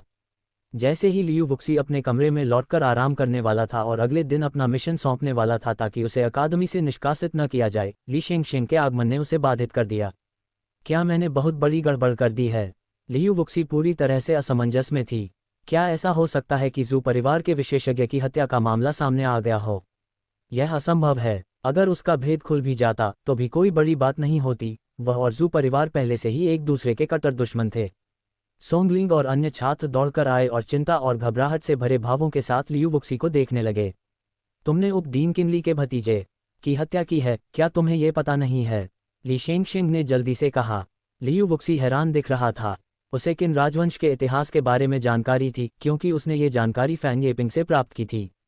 वह वांग यानलोंग से बदला लेने के इरादे से लौटा था, लेकिन वांग यानलोंग ने वास्तव में फैंग येपिंग को उसकी हत्या करने के लिए भेजा था। सौभाग्य से वह इतना बलवान था कि बाल बाल बच निकला। वांग यानलोंग कौन है? वह किन शी का शिष्य है। लियू वुक्सी को उन लोगों में से किसी का भी नाम याद नहीं आ रहा था जिनका उपनाम किन था। कृपया मुझे सूचित करें, सीनियर ब्रदर ली। असहाय भावों के साथ उसने पिछले कुछ महीनों में काफ़ी लोगों की हत्या कर दी थी। हालांकि वे सभी ऐसे लोग थे जो मरने के लायक थे, उसने निर्दोष लोगों को अंधाधुंध नहीं मारा। गुओ जोंग, क्या तुम्हें वह अभी भी याद है? ली शेंगशेंग ने अचानक अपनी आवाज़ धीमी कर ली ताकि कोई सुन न ले। वह जानता था कि किन शी को जैसे ही पता चलेगा कि लियू वुक्सी लौट आया है, वह बदला लेने जरूर आएगा। वह उच्च कोटि का मज्जा शुद्धिकरण साधक था और लियू वुक्सी उसका मुकाबला नहीं कर सकता था। गुओ जोंग, किन शी का भतीजा कैसे हो सकता है? लियू वुक्सी और भी ज्यादा उलझन में पड़ गई। एक का उपनाम किन था और दूसरे का उपनाम गुओ। दोनों में बिल्कुल भी समानता नहीं थी। ये संभव है कि वह किन शी से संबंधित हो, लेकिन लियू वुक्सी को विश्वास नहीं है कि वह उसका भतीजा है। यह एक लंबी कहानी है और अकादमी में कई लोग जानते हैं कि गुओ जोंग किन शी का नाजायज बेटा है। शाही अकादमी में शिक्षक बनने से पहले किन शी का एक सौतेला भाई था जिसका नाम गुओ था और जिसकी कम उम्र में ही मृत्यु हो गई थी। उसकी मृत्यु के एक महीने से भी कम समय बाद किन शी का अपनी भाभी के साथ संबंध हो गया और गुओ जोंग का जन्म हुआ। उसने दावा किया कि गुओ जोंग उसके सौतेले भाई की मृत्यु के बाद पैदा हुई संतान है, लेकिन वास्तव में वह किन शी की ही संतान थी। बहुत से लोग इस बात को गुप्त रूप से जानते थे, लेकिन किसी ने भी इसे खुलेआम कहने की हिम्मत नहीं की। किन शी कौन है? वह शाही अकादमी का उप प्रमुख है। केवल वही व्यक्ति उप प्रमुख के बारे में कानाफूसी करने की हिम्मत करेगा जो जीना नहीं चाहता हो। लियू वुक्सी ने भौहें चढ़ाईं, उसे कभी उम्मीद नहीं थी कि इसमें इतना कुछ और भी होगा। उस दिन गुओ जोंग ने उस पर घात लगाकर हमला किया और उसके 1000 टुकड़े करके उसकी हत्या कर दी। छोटे भाई लियू, आपको कुछ समय के लिए बाहर जाकर छिप जाना चाहिए। किन शी का केवल एक ही बेटा था और अब जब वह मर चुका है तो वह निश्चित रूप से आपसे द्वेष रखेगा। ली शेंगशिंग ने लियू वुक्सी को कहा कि वह जल्दी से वहां से चली जाए ताकि लोगों की नज़रों में न आए और फिलहाल वापस न आए। उन्होंने सुझाव दिया कि वे तब तक इंतजार करें जब तक उनके गुरु इस झगड़े को सुलझाने के लिए हस्तक्षेप न करें। छिपाना। लियू वुक्सी ने अपना सिर हिलाया। वह एक प्रतिष्ठित अमर सम्राट थे, भला वह कब इतने भयभीत हुए थे कि छिप गए हों। वह तो एक मामूली उपराष्ट्रपति को भी खतरा नहीं मानता। अकादमी में अभी अभी लौटे लियू वुक्सी ने ली शेंगशिंग के भाग जाने और छिपने के सुझाव को तुरंत खारिज कर दिया, ये सोचते हुए कि वह फिर कभी किसी का सामना कैसे करेगा। बड़े भाई ली, कुछ बुरा हुआ है। किन शी अपने आदमियों को लेकर इधर आ रहा है। बाहर पहरा दे रहा वांग योंगहाओ अचानक अंदर भागा। लियू वुक्सी के अकादमी लौटने के आधे घंटे से भी कम समय में पूरी अकादमी को इसके बारे में पता चल गया और किन शी तुरंत अपने आदमियों को लेकर यहाँ आ गया। जब गुओ जोंग की मृत्यु हुई तो किन शी ने एक कठोर बयान दिया, जो कोई भी उसे लियू वुक्सी को मारने से रोकने की हिम्मत करेगा वह उसका दुश्मन होगा और उसे शाही अकादमी से निष्कासित कर दिया जाएगा। जब तक दीन हस्तक्षेप नहीं करते इस झगड़े का समाधान नहीं हो सकता। आज सुबह से ही जू लिंगशु बेचैन है। लियू वुक्सी द्वारा किन शी के बेटे की हत्या की खबर मिलने के बाद से वह पिछले एक महीने से साधना पर ध्यान केंद्रित नहीं कर पा रही है। जैसे ही वह घर से बाहर निकला उसने किसी को ये कहते सुना कि लियू वुक्सी लौट आई है और वह बेहद चिंतित हो गया। उसने उस कमरे की ओर एक नज़र डाली जहां उसका स्वामी एकांत में था, अपने दांत भींचे और आंगन से बाहर निकल गई। उसके जाने के बाद बेली किंग ने अपनी आंखें खोली। उसके चेहरे पर थोड़ी निराशा झलक रही थी। असंख्य छात्र ये देखने के लिए उत्सुकता से इस दिशा में जमा हो गए कि आखिर क्या हो रहा है। एक महीने पहले लियू वुक्सी ने युद्ध के मैदान में अपना दबदबा बनाया और शाही अकादमी में प्रसिद्धि हासिल की। अकादमी के नियमों का उल्लंघन करने के कारण लियू वुक्सी को एक अनुशासनात्मक नोटिस द्वारा एक असंभव कार्य को पूरा करने के लिए मजबूर किया गया था। जाने से पहले उसने उपदीन के बेटे की हत्या कर दी। हालांकि लियू वुक्सी चला गया, लेकिन पिछले एक महीने से शाही अकादमी में तनाव का माहौल है, हर तरफ डर का माहौल है। खासकर किन शी से सामना होने पर वे लगभग हमेशा रास्ता बदल लेते हैं। जूनियर ब्रदर लियू, आपको जल्दी निकलना चाहिए। आपके गुरु अकादमी में नहीं है और कोई भी आपकी रक्षा नहीं कर सकता। ली शेंगशिंग ने लियू वुक्सी को खींचकर जल्दी से जाने के लिए कहा और बताया कि अभी भी बहुत देर नहीं हुई है। कुछ दिन पहले जिन जियानफेंग ने शाही अकादमी छोड़ दी और उसका कोई पता नहीं चल रहा है। पूरी शाही अकादमी में केवल जिन जियानफेंग ही लियू वुक्सी की रक्षा कर सकता है। आज यहाँ से कोई भी जिंदा नहीं निकलेगा। एक भयानक भूकंपीय लहर ने लियू वुक्सी के आंगन को उड़ा दिया, उसे एक खुले स्थान में बदल दिया जहाँ किन शी प्रकट हुआ। उसके पीछे एक युवक खड़ा था जो, अगर लियू वुक्सी को गलतफहमी नहीं थी तो वांग यानलोंग था। उसने फैन येपिंग को आकर उसे मारने का निर्देश दिया था। किनशी प्रकट हुआ और एक भयानक हत्या की भावना ने आधे आकाश को घेर लिया, जिससे लियू वुक्सी के लिए पंख होने पर भी बचना असंभव हो गया। उनकी निगाहें मिली और लियू वुक्सी ने हल्की सी मुस्कान दी। उसके चेहरे पर डर का कोई भाव नहीं था, बल्कि एक मासूम सी मुस्कान थी। उपदीन, आपका यहाँ होना हमारे लिए सम्मान की बात है। आपके शिष्य ने आपका ठीक से अभिवादन नहीं किया। लियू वुक्सी ने आदरपूर्वक सिर झुकाया, जिससे सभी लोग अवाक रह गए। ये कैसा समय है जब हंसने मजाक करने का समय है। किनशी की निगाहें विषैले कांटे की तरह तीखी लियू वुक्सी पर पड़ी और उसकी हत्या करने की मंशा बाढ़ की तरह उमड़ पड़ी। मुझे बताओ, तुम कैसे मरना चाहते हो? बिना किसी देरी के लियू वुक्सी को अपनी मृत्यु का तरीका चुनने की अनुमति दे दी गई। मैं बिल्कुल ठीक हूँ, मुझे क्यों मरना चाहिए? लियू वुक्सी के चेहरे पर अब भी मुस्कान थी। किनशी अभी मज्जा शुद्धिकरण क्षेत्र के 9वें स्तर पर ही था। जब तक वह वास्तविक मूल स्तर पर नहीं पहुंच जाता, तब तक उसे डर नहीं था। ये थोड़ी परेशानी वाली बात है। अमरता प्राप्त करने के तरीकों का उपयोग करने से आत्मा सागर को अमिट क्षति अवश्य ही होगी, क्योंकि मैं तुम्हें मरा हुआ देखना चाहता हूँ। बात इतनी ही सरल है। अगर मैं चाहता हूँ कि तुम मर जाओ, तो तुम्हें मरना ही होगा। वातावरण तेजी से दमनकारी होता जा रहा था। चारों ओर 4-5 हजार लोग परत दर परत जमा हो गए थे। सभी यह जानने के लिए उत्सुक थे कि लियू वुक्सी इस स्थिति को कैसे सुलझाएंगे। आज के बाद शाही अकादमी में लियू वुक्सी नाम का कोई व्यक्ति नहीं रहेगा। वहां जमा हुए छात्रों में से कुछ ने खुशी मनाई, कुछ ने आहें भरी, लेकिन अधिकांश उदासीन रहे। उनके लिए किसी छात्र की मृत्यु कोई असामान्य घटना नहीं है। वाइस डीन किन, आपकी हिम्मत तो देखिए। मैं यहीं खड़ा रहूंगा और देखूंगा कि आज मुझे कौन मार सकता है। लियू वुक्सी ने ठंडी हंसी हंसी। वह मरना नहीं चाहता था। दुनिया में कोई भी उसे मार नहीं सकता था। सुझावों और बहुमूल्य मासिक टिकटों के लिए आप सभी का धन्यवाद। मैंने सभी टिप्पणियां पढ़ ली हैं और उनमें नए चेहरे भी हैं और जाने पहचाने चेहरे भी। आपके निरंतर समर्थन के लिए धन्यवाद। मैं आप सभी का आभारी हूं। पढ़ते समय कृपया हमारे डोमेन नाम को याद रखें। यदि आपको ये साइट पसंद आए तो कृपया इसे फेसबुक पर शेयर करें। स्टॉप अध्याय 190 टकराव। उनकी आवाज़ बुलंद और स्पष्ट थी, जो हर कोने तक पहुंचती थी, और अनगिनत लोग लियू वुक्सी के व्यक्तित्व से मोहित हो गए थे। भले ही आज उनकी मृत्यु न हो, लेकिन लियू वुक्सी का नाम राजधानी में सर्वत्र प्रसिद्ध होगा। तनाव बढ़ता गया। किनशी का चेहरा भयानक रूप से काला पड़ गया। उसकी मुट्ठियां कसकर भींच गईं। एक भयानक शक्ति बवंडर में तब्दील हो गई, जिसने जमीन से पत्थर उड़ा दिए। वह अंततः अपना आपा खोने ही वाला था। उपदीन किन, आप एक उपदीन हैं, अस्थि मज्जा शुद्धिकरण क्षेत्र के शिखर पर हैं। क्या आप वास्तव में एक साधारण पृथ्वी स्तरीय छात्र पर हमला करने जा रहे हैं? ली शेंगशेंग अचानक आगे बढ़ा। उनकी 7वीं कक्षा के छात्रों में से कोई भी डरपोक नहीं था। वे सभी 10 छात्र एक कतार में खड़े हो गए। इन सवालों के बाद कई लोगों ने सहमति में सिर हिलाया। एक उपदीन द्वारा एक साधारण छात्र पर हाथ उठाना अनुचित और अतार्किक था। अगर यह बात बाहर फैल गई तो इंपीरियल अकादमी अपनी इज्जत कैसे बचाएगी? वह हंसी का पात्र बन जाएगी। मेरे गुरु को इस तरह के व्यक्ति को मारने की क्या जरूरत है? मैं, शिष्य, ये काम करूंगा। वांग यानलॉन्ग पीछे से निकलकर आगे खड़ा हो गया। एक उच्च स्तरीय अस्थि मज्जा शुद्धिकरण साधक के रूप में उसकी आभा किनशी से कम नहीं थी, जो ये साबित करती थी कि वह शीर्ष 10-20 शिष्यों में से एक होने के योग्य था। लियू वुक्सी को पहले से ही अस्थि मज्जा शुद्धिकरण क्षेत्र के 8वें स्तर के छात्र की पृष्ठभूमि के बारे में पता था। वह बेहद शक्तिशाली था, एक शीर्ष स्तरीय छात्र था और एक प्रतिष्ठित परिवार से था। जैसे ही वांग यानलॉन्ग आगे बढ़ा, लियू वुक्सी के चेहरे पर हत्या का इरादा झलकने लगा। लियू वुक्सी, तुमने बेगुनाह लोगों को अंधाधुंध मारा है। आज मैं अकादमी में सफाई अभियान चलाऊंगा। चूंकि तुम प्रथम श्रेणी के छात्र हो, इसलिए मैं तुम्हें 3 चालें दूंगा। उसकी निगाह लियू वुक्सी के चेहरे पर पड़ी और उसकी आंखों में तीव्र हत्या का भाव झलक उठा। वह चाहता था कि काश वह लियू वुक्सी से तुरंत छुटकारा पा सके। ली शेंगशेंग और बाकी लोग हैरानी से एक दूसरे को देखने लगे। वे किनशी को आगे बढ़ने से तो रोक सकते थे, लेकिन अब जब वांग यानलॉन्ग आगे बढ़ चुका था तो वे क्या करते? वे सभी प्रशिक्षु थे, लेकिन वांग यानलॉन्ग का रुतबा और पद उनकी पहुंच से बाहर था। दोनों पक्षों की शक्ति में बहुत बड़ा अंतर था। लियू वुक्सी केवल शुद्धिकरण आत्मा स्तर पर था और वांग यानलॉन्ग का मुकाबला करने में बिल्कुल भी सक्षम नहीं था। तनाव चरम पर पहुंचने ही वाला है। लियू वुक्सी चुप रहा। आज की लड़ाई अपरिहार्य थी और गुरु और शिष्य को कम से कम नुकसान के साथ मारना आसान नहीं होगा। सबसे बुरा परिणाम यह होगा कि दोनों पक्षों को नुकसान हो। वूश! लियू वुक्सी और वांग यानलॉन्ग के बीच अचानक एक आकृति प्रकट हुई। उसके कपड़े लहरा रहे थे और उसके प्रकट होने के साथ ही एक सुगंधित हवा भी बह उठी। वांग यानलॉन्ग, तुम उसे नहीं मार सकते।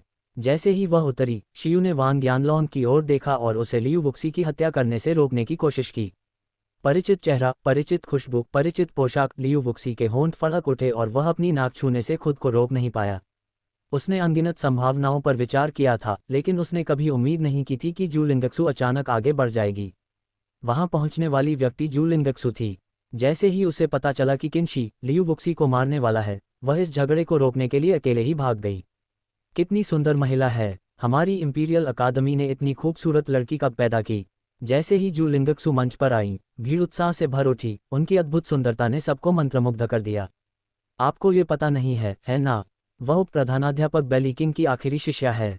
मुझे लगता है कि उसे किसी छोटे कस्बे से वापस लाया गया था। बहुत कम लोग जू लिंगक्सू के बारे में कुछ जानते हैं। जू लिंगक्सू अकादमी में बहुत कम ही बाहर जाती थी और हमेशा एकांत में साधना करती थी। महज कुछ ही महीनों में उसकी ताकत में जबरदस्त सुधार हुआ और वह अपने साथियों से कहीं आगे निकल गई। मुझे लगता है मैंने उसके बारे में पहले सुना है। उसे असाधारण रूप से सुंदर बताया जाता है। आज उसे देखकर मैं इस बात की पुष्टि कर सकता हूं कि वह वास्तव में असाधारण है। आसपास मौजूद 5000 से अधिक छात्र छात्राएं जू लिंगक्सू को देखते ही पूरी तरह से मंत्रमुग्ध हो गए। क्या आपको यह अजीब नहीं लगता? जू लिंगक्सू उप प्रधानाध्यापक बेलीकिंग की आखिरी शिष्या है। वह एक अनजान साधारण छात्र के लिए वांग यानलॉन को कैसे नाराज कर सकती है? ये समझ से परे है। कुछ लोगों को लगा कि कुछ गड़बड़ है और उन्हें लगा कि जू लिंगक्सू को लियू वुक्सी के लिए खड़ा होना चाहिए, जिसे समझना उनके लिए मुश्किल था।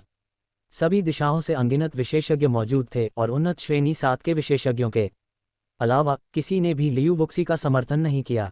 मैंने सुना है कि वांग यानलॉन जू लिंगजू के पीछे पड़ा है। उन दोनों की जोड़ी स्वर्ग में बनी है। अगर जू लिंगजू अचानक खड़ी हो जाती है तो क्या ये वांग यानलॉन के लिए एक करारा झटका नहीं होगा? कुछ शीर्ष स्तर के छात्र दूर से फुसफुसा रहे थे और लियू वुक्सी ने आसपास की सारी बातचीत सुन ली। ऐसा प्रतीत होता था कि वह समझ गया था कि वांग यानलॉन उसे क्यों मारना चाहता था। ज़ुएर, क्या तुम सचमुच उसके लिए मुझसे दुश्मनी मोल लेने जा रही हो? वांग यानलॉन के चेहरे पर पीड़ा के भाव उभर आए। वह अपने गुरु के आदेशों का उल्लंघन नहीं कर सकता था। लियू वुक्सी ने उसके गुरु के पुत्र की हत्या की थी और शिष्य होने के नाते उसे आज गुओ जोंग की हत्या का बदला लेना ही था। वरिष्ठ भाई वांग, कृपया थोड़ा आत्मसम्मान रखें। ज़ुएर वह नाम नहीं है जिसका आपको उपयोग करना चाहिए। जू लिंगक्सू का चेहरा भावहीन था और उसके माता पिता के अलावा कोई भी उसे ज़ुएर कहकर नहीं बुलाता था। उनकी बातचीत से यह आसानी से पता चल गया था कि वांग यानलॉन केवल भ्रम में जी रहा था और जू लिंगक्सू के मन में उसके प्रति कोई अच्छी भावना नहीं थी। किसने कहा कि वे स्वर्ग में बनी जोड़ी हैं? ये बात तो सही नहीं लग रही। आसपास की बातचीत तेज होती गई और लोग यह नहीं समझ पा रहे थे कि उनका रिश्ता आखिर क्या था। कई मार्गदर्शक आए और आसपास खड़े रहे, लेकिन उन्होंने इसे रोकने के लिए कोई कदम नहीं उठाया। वे देखना चाहते थे कि चीजें कैसे आगे बढ़ती हैं।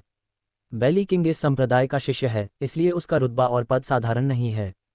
किनशी को लियू वुक्सी को मारने से पहले 2 बार सोचना पड़ेगा। तुम उसके लिए मेरे दुश्मन बनने को तैयार हो? वांग यानलॉन ने गहरी सांस ली। उसके चेहरे पर गुस्से की झलक दिखाई दी। पिछले कुछ महीनों में उसने जू लिंगक्सू पर बहुत ज्यादा मेहनत कर दी थी। ये सब उसकी कोरी कल्पना थी।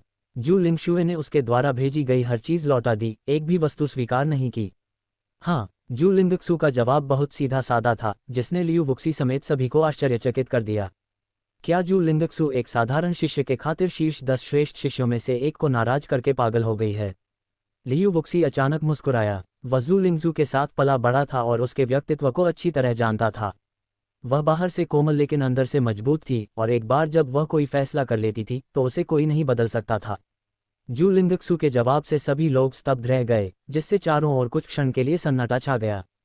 6 महीने पहले जू लिंगक्सू की मुलाकात सोंगलिंग से हुई और उसने कांगलान शहर के बारे में सब कुछ जान लिया। जब परिवार संकट में था, तब शू परिवार की सबसे बड़ी बेटी होने के नाते वह शाही अकादमी में दूर थी। लियू वुक्सी ने अकेले ही संकट का रुख मोड़ा और शू परिवार को बचाया। वह लियू वुक्सी की ऋणी थी। उसके बिना जू परिवार तबाह हो गया होता और उसके माता पिता की मृत्यु हो गई होती। इसके अलावा वे पहले ही शादी की रस्म पूरी कर चुके हैं और यदि दोनों में से कोई भी पक्ष शादी को भंग करने के लिए सहमत नहीं होता है तो पति पत्नी के रूप में उनका रिश्ता हमेशा के लिए बना रहेगा। लियू वुक्सी, अगर तुम मर्द हो तो औरत के पीछे मत छुपो। अगर तुम इतने काबिल हो तो चलो बराबरी का मुकाबला करते हैं। मैं अपनी साधना का स्तर कम कर सकता हूँ। वांग यानलॉन गुस्से के उफान को दबा रहा था और अपना आपा खो बैठा था। ये शब्द बेहद घृणित हैं। अगर लियू वुक्सी लड़ाई नहीं लड़ता तो वो मर्द नहीं है। अगर ये बात फैल गई तो उसकी इज्जत और भी कम हो जाएगी। जू लिंगक्सू धीरे से मुड़ी और उसकी खूबसूरत निगाहें लियू वुक्सी के चेहरे पर पड़ीं। उसने अपने होंठ दबाए और धीरे से सिर हिलाकर उसे मना कर दिया। आपके उदार प्रस्ताव के लिए धन्यवाद, लेकिन ये पुरुषों का मामला है, इसलिए इसे हम पुरुषों को ही सुझाने दीजिए। लियू वुक्सी का जवाब अपेक्षित भी था और अप्रत्याशित भी। एक पुरुष होने के नाते मैं निश्चित रूप से किसी महिला का साथ नहीं दूंगा, मैं समझौता करने के बजाय लड़ते हुए मरना पसंद करूंगा। जू लिंगक्सू की आंखों में निराशा की एक झलक दिखाई दी। वह भी इतना जिद्दी था और उसकी राय सुनने को तैयार नहीं था। लियू वुक्सी ने इसे अनदेखा करने का नाटक किया, लेकिन वह उस क्षण जू लिंगक्सू की भावनाओं को समझ सकता था। वांग यानलोंग, गुओ जोंग की संलिप्तता के बिना भी मैं तुम्हें मार डालूंगा। दृश्य पर लियू वुक्सी के इर्द गिर्द एक भयावह हत्या का इरादा छा गया। उसकी आंखों में हत्या का भाव भरा हुआ था। कई लोग असमंजस में थे, आखिर उन दोनों के बीच दुश्मनी कब से शुरू हुई। वांग यानलोंग की आंखें सिकुड़ गईं। फैन येपिंग वापस नहीं लौटा था, इसलिए मिशन जरूर नाकाम रहा होगा। उसने यह उम्मीद नहीं की थी कि लियू वुक्सी मज्जा शुद्धिकरण क्षेत्र के साधक का पीछा करने से बच निकलेगी। मुझे ये जानने की बहुत उत्सुकता है कि आप जिंदा वापस आने में कैसे कामयाब हुए। वे दोनों ऐसे बोल रहे थे मानो पहेलियों में बात कर रहे हों। सच्चाई केवल उन्हें ही पता थी और बाहरी लोगों को इस बात का कोई अंदाजा नहीं था कि क्या हुआ था। तीर खींच दिए गए हैं।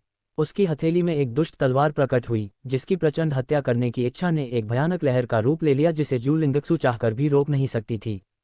क्या आपको इस बात से निराशा नहीं हुई कि मैं जिंदा वापस आ गया? लियू वुक्सी मुस्कुराया। उसके होंठों के कोनों पर हल्की सी मुस्कान से व्यंग्य का संकेत मिला। वहां कई बुद्धिमान लोग मौजूद थे और जू लिंगशुए उनकी बातचीत में छिपे कुछ अनकहे अर्थों को समझ गई। उसने थोड़ा सा माथा सिकोड़ा। क्या वांग यानलोंग का लियू वुक्सी की हत्या का प्रयास विफल हो गया था? अगर ऐसा है तो वांग यानलोंग के कृत्य बेहद क्रूर थे। वह 10 होनहार शिष्यों में से एक था, फिर भी उसने इतना घृणित काम किया। इससे जू लिंगक्सू का उसके प्रति घृणा का भाव और भी बढ़ गया। उसने कभी उम्मीद नहीं की थी कि उप प्रधानमंत्री के शिष्य का हृदय इतना अंधकार में हो सकता है। अब आप अपनी चाल चलें। मैं अपनी साधना का स्तर शुद्धि आत्मा क्षेत्र में ही रखूंगा और कभी भी कमजोरों को परेशान नहीं करूंगा।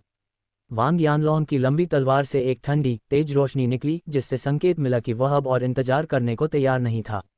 भीड़ स्वतः ही पीछे हट गई और गोलीबारी की चपेट में आने से बचने के लिए एक घेरा बना लिया। जू लिंगक्सू ने अपने होंठ दबाए। उसकी आंखों में गहरी चिंता झलक रही थी। अगर वह अब उसे रोकती तो ये लियू वुक्सी को अपमानित करने के बराबर होता। टूटते तारे की तरह वे दोनों उस स्थान से गायब हो गए। पलक झपकते ही तेज हवा जोर से चल रही थी, तलवारें टकरा रही थीं और दोनों आकृतियां एक दूसरे से अलग पहचानना मुश्किल था। केवल क्षणिक परछाइयां ही दिखाई दे रही थीं और भयानक तलवारों की ऊर्जा आकाश को चीरती हुई उग्रता से नीचे की ओर वार कर रही थी। लियू वुक्सी ने दुष्ट तलवार उठाए। उसकी दम घोंटने वाली तलवार की शक्ति ने तलवार की आभा को चकनाचूर कर दिया। पलक झपकते ही उन्होंने सैकड़ों वार किए। साधारण शिष्य इसे बिल्कुल भी नहीं समझ पाए। केवल उच्च कोटि के छात्र ही इसकी सामान्य रूपरेखा को मुश्किल से समझ पाए। ये कैसे संभव है? सीनियर ब्रदर वांग की साधना का स्तर शुद्धिकरण आत्मा क्षेत्र के शिखर तक दबा हुआ है। इतने लंबे समय तक लड़ने के बाद भी वह इस बच्चे को नहीं मार पा रहे हैं। वांग यानलोंग का समर्थन करने वाले छात्र स्तब्ध और अविश्वास से भर गए। क्लैंग! हथियारों की टक्कर से एक भयानक लहर उठी जो बाहर की ओर फैल गई और अनगिनत घरों को चकनाचूर कर दिया। दोनों आदमी पीछे की ओर उड़ते हुए दीवार पर जा गिरे। भयंकर युद्ध के बाद दोनों पक्ष बराबरी पर थे। उसकी इतनी भयावह युद्ध क्षमता ने सबकी धारणा को उलट दिया। वांग यानलोंग का चेहरा बेहद उदास था। हर टक्कर के साथ उसकी बाह में झुनझुनी सी महसूस होती थी। लियू वुक्सी की ताकत सतही तौर पर जितनी दिखती थी उतनी थी नहीं। उन्होंने एक कठोर बयान दिया और अपनी साधना के स्तर को दबा दिया।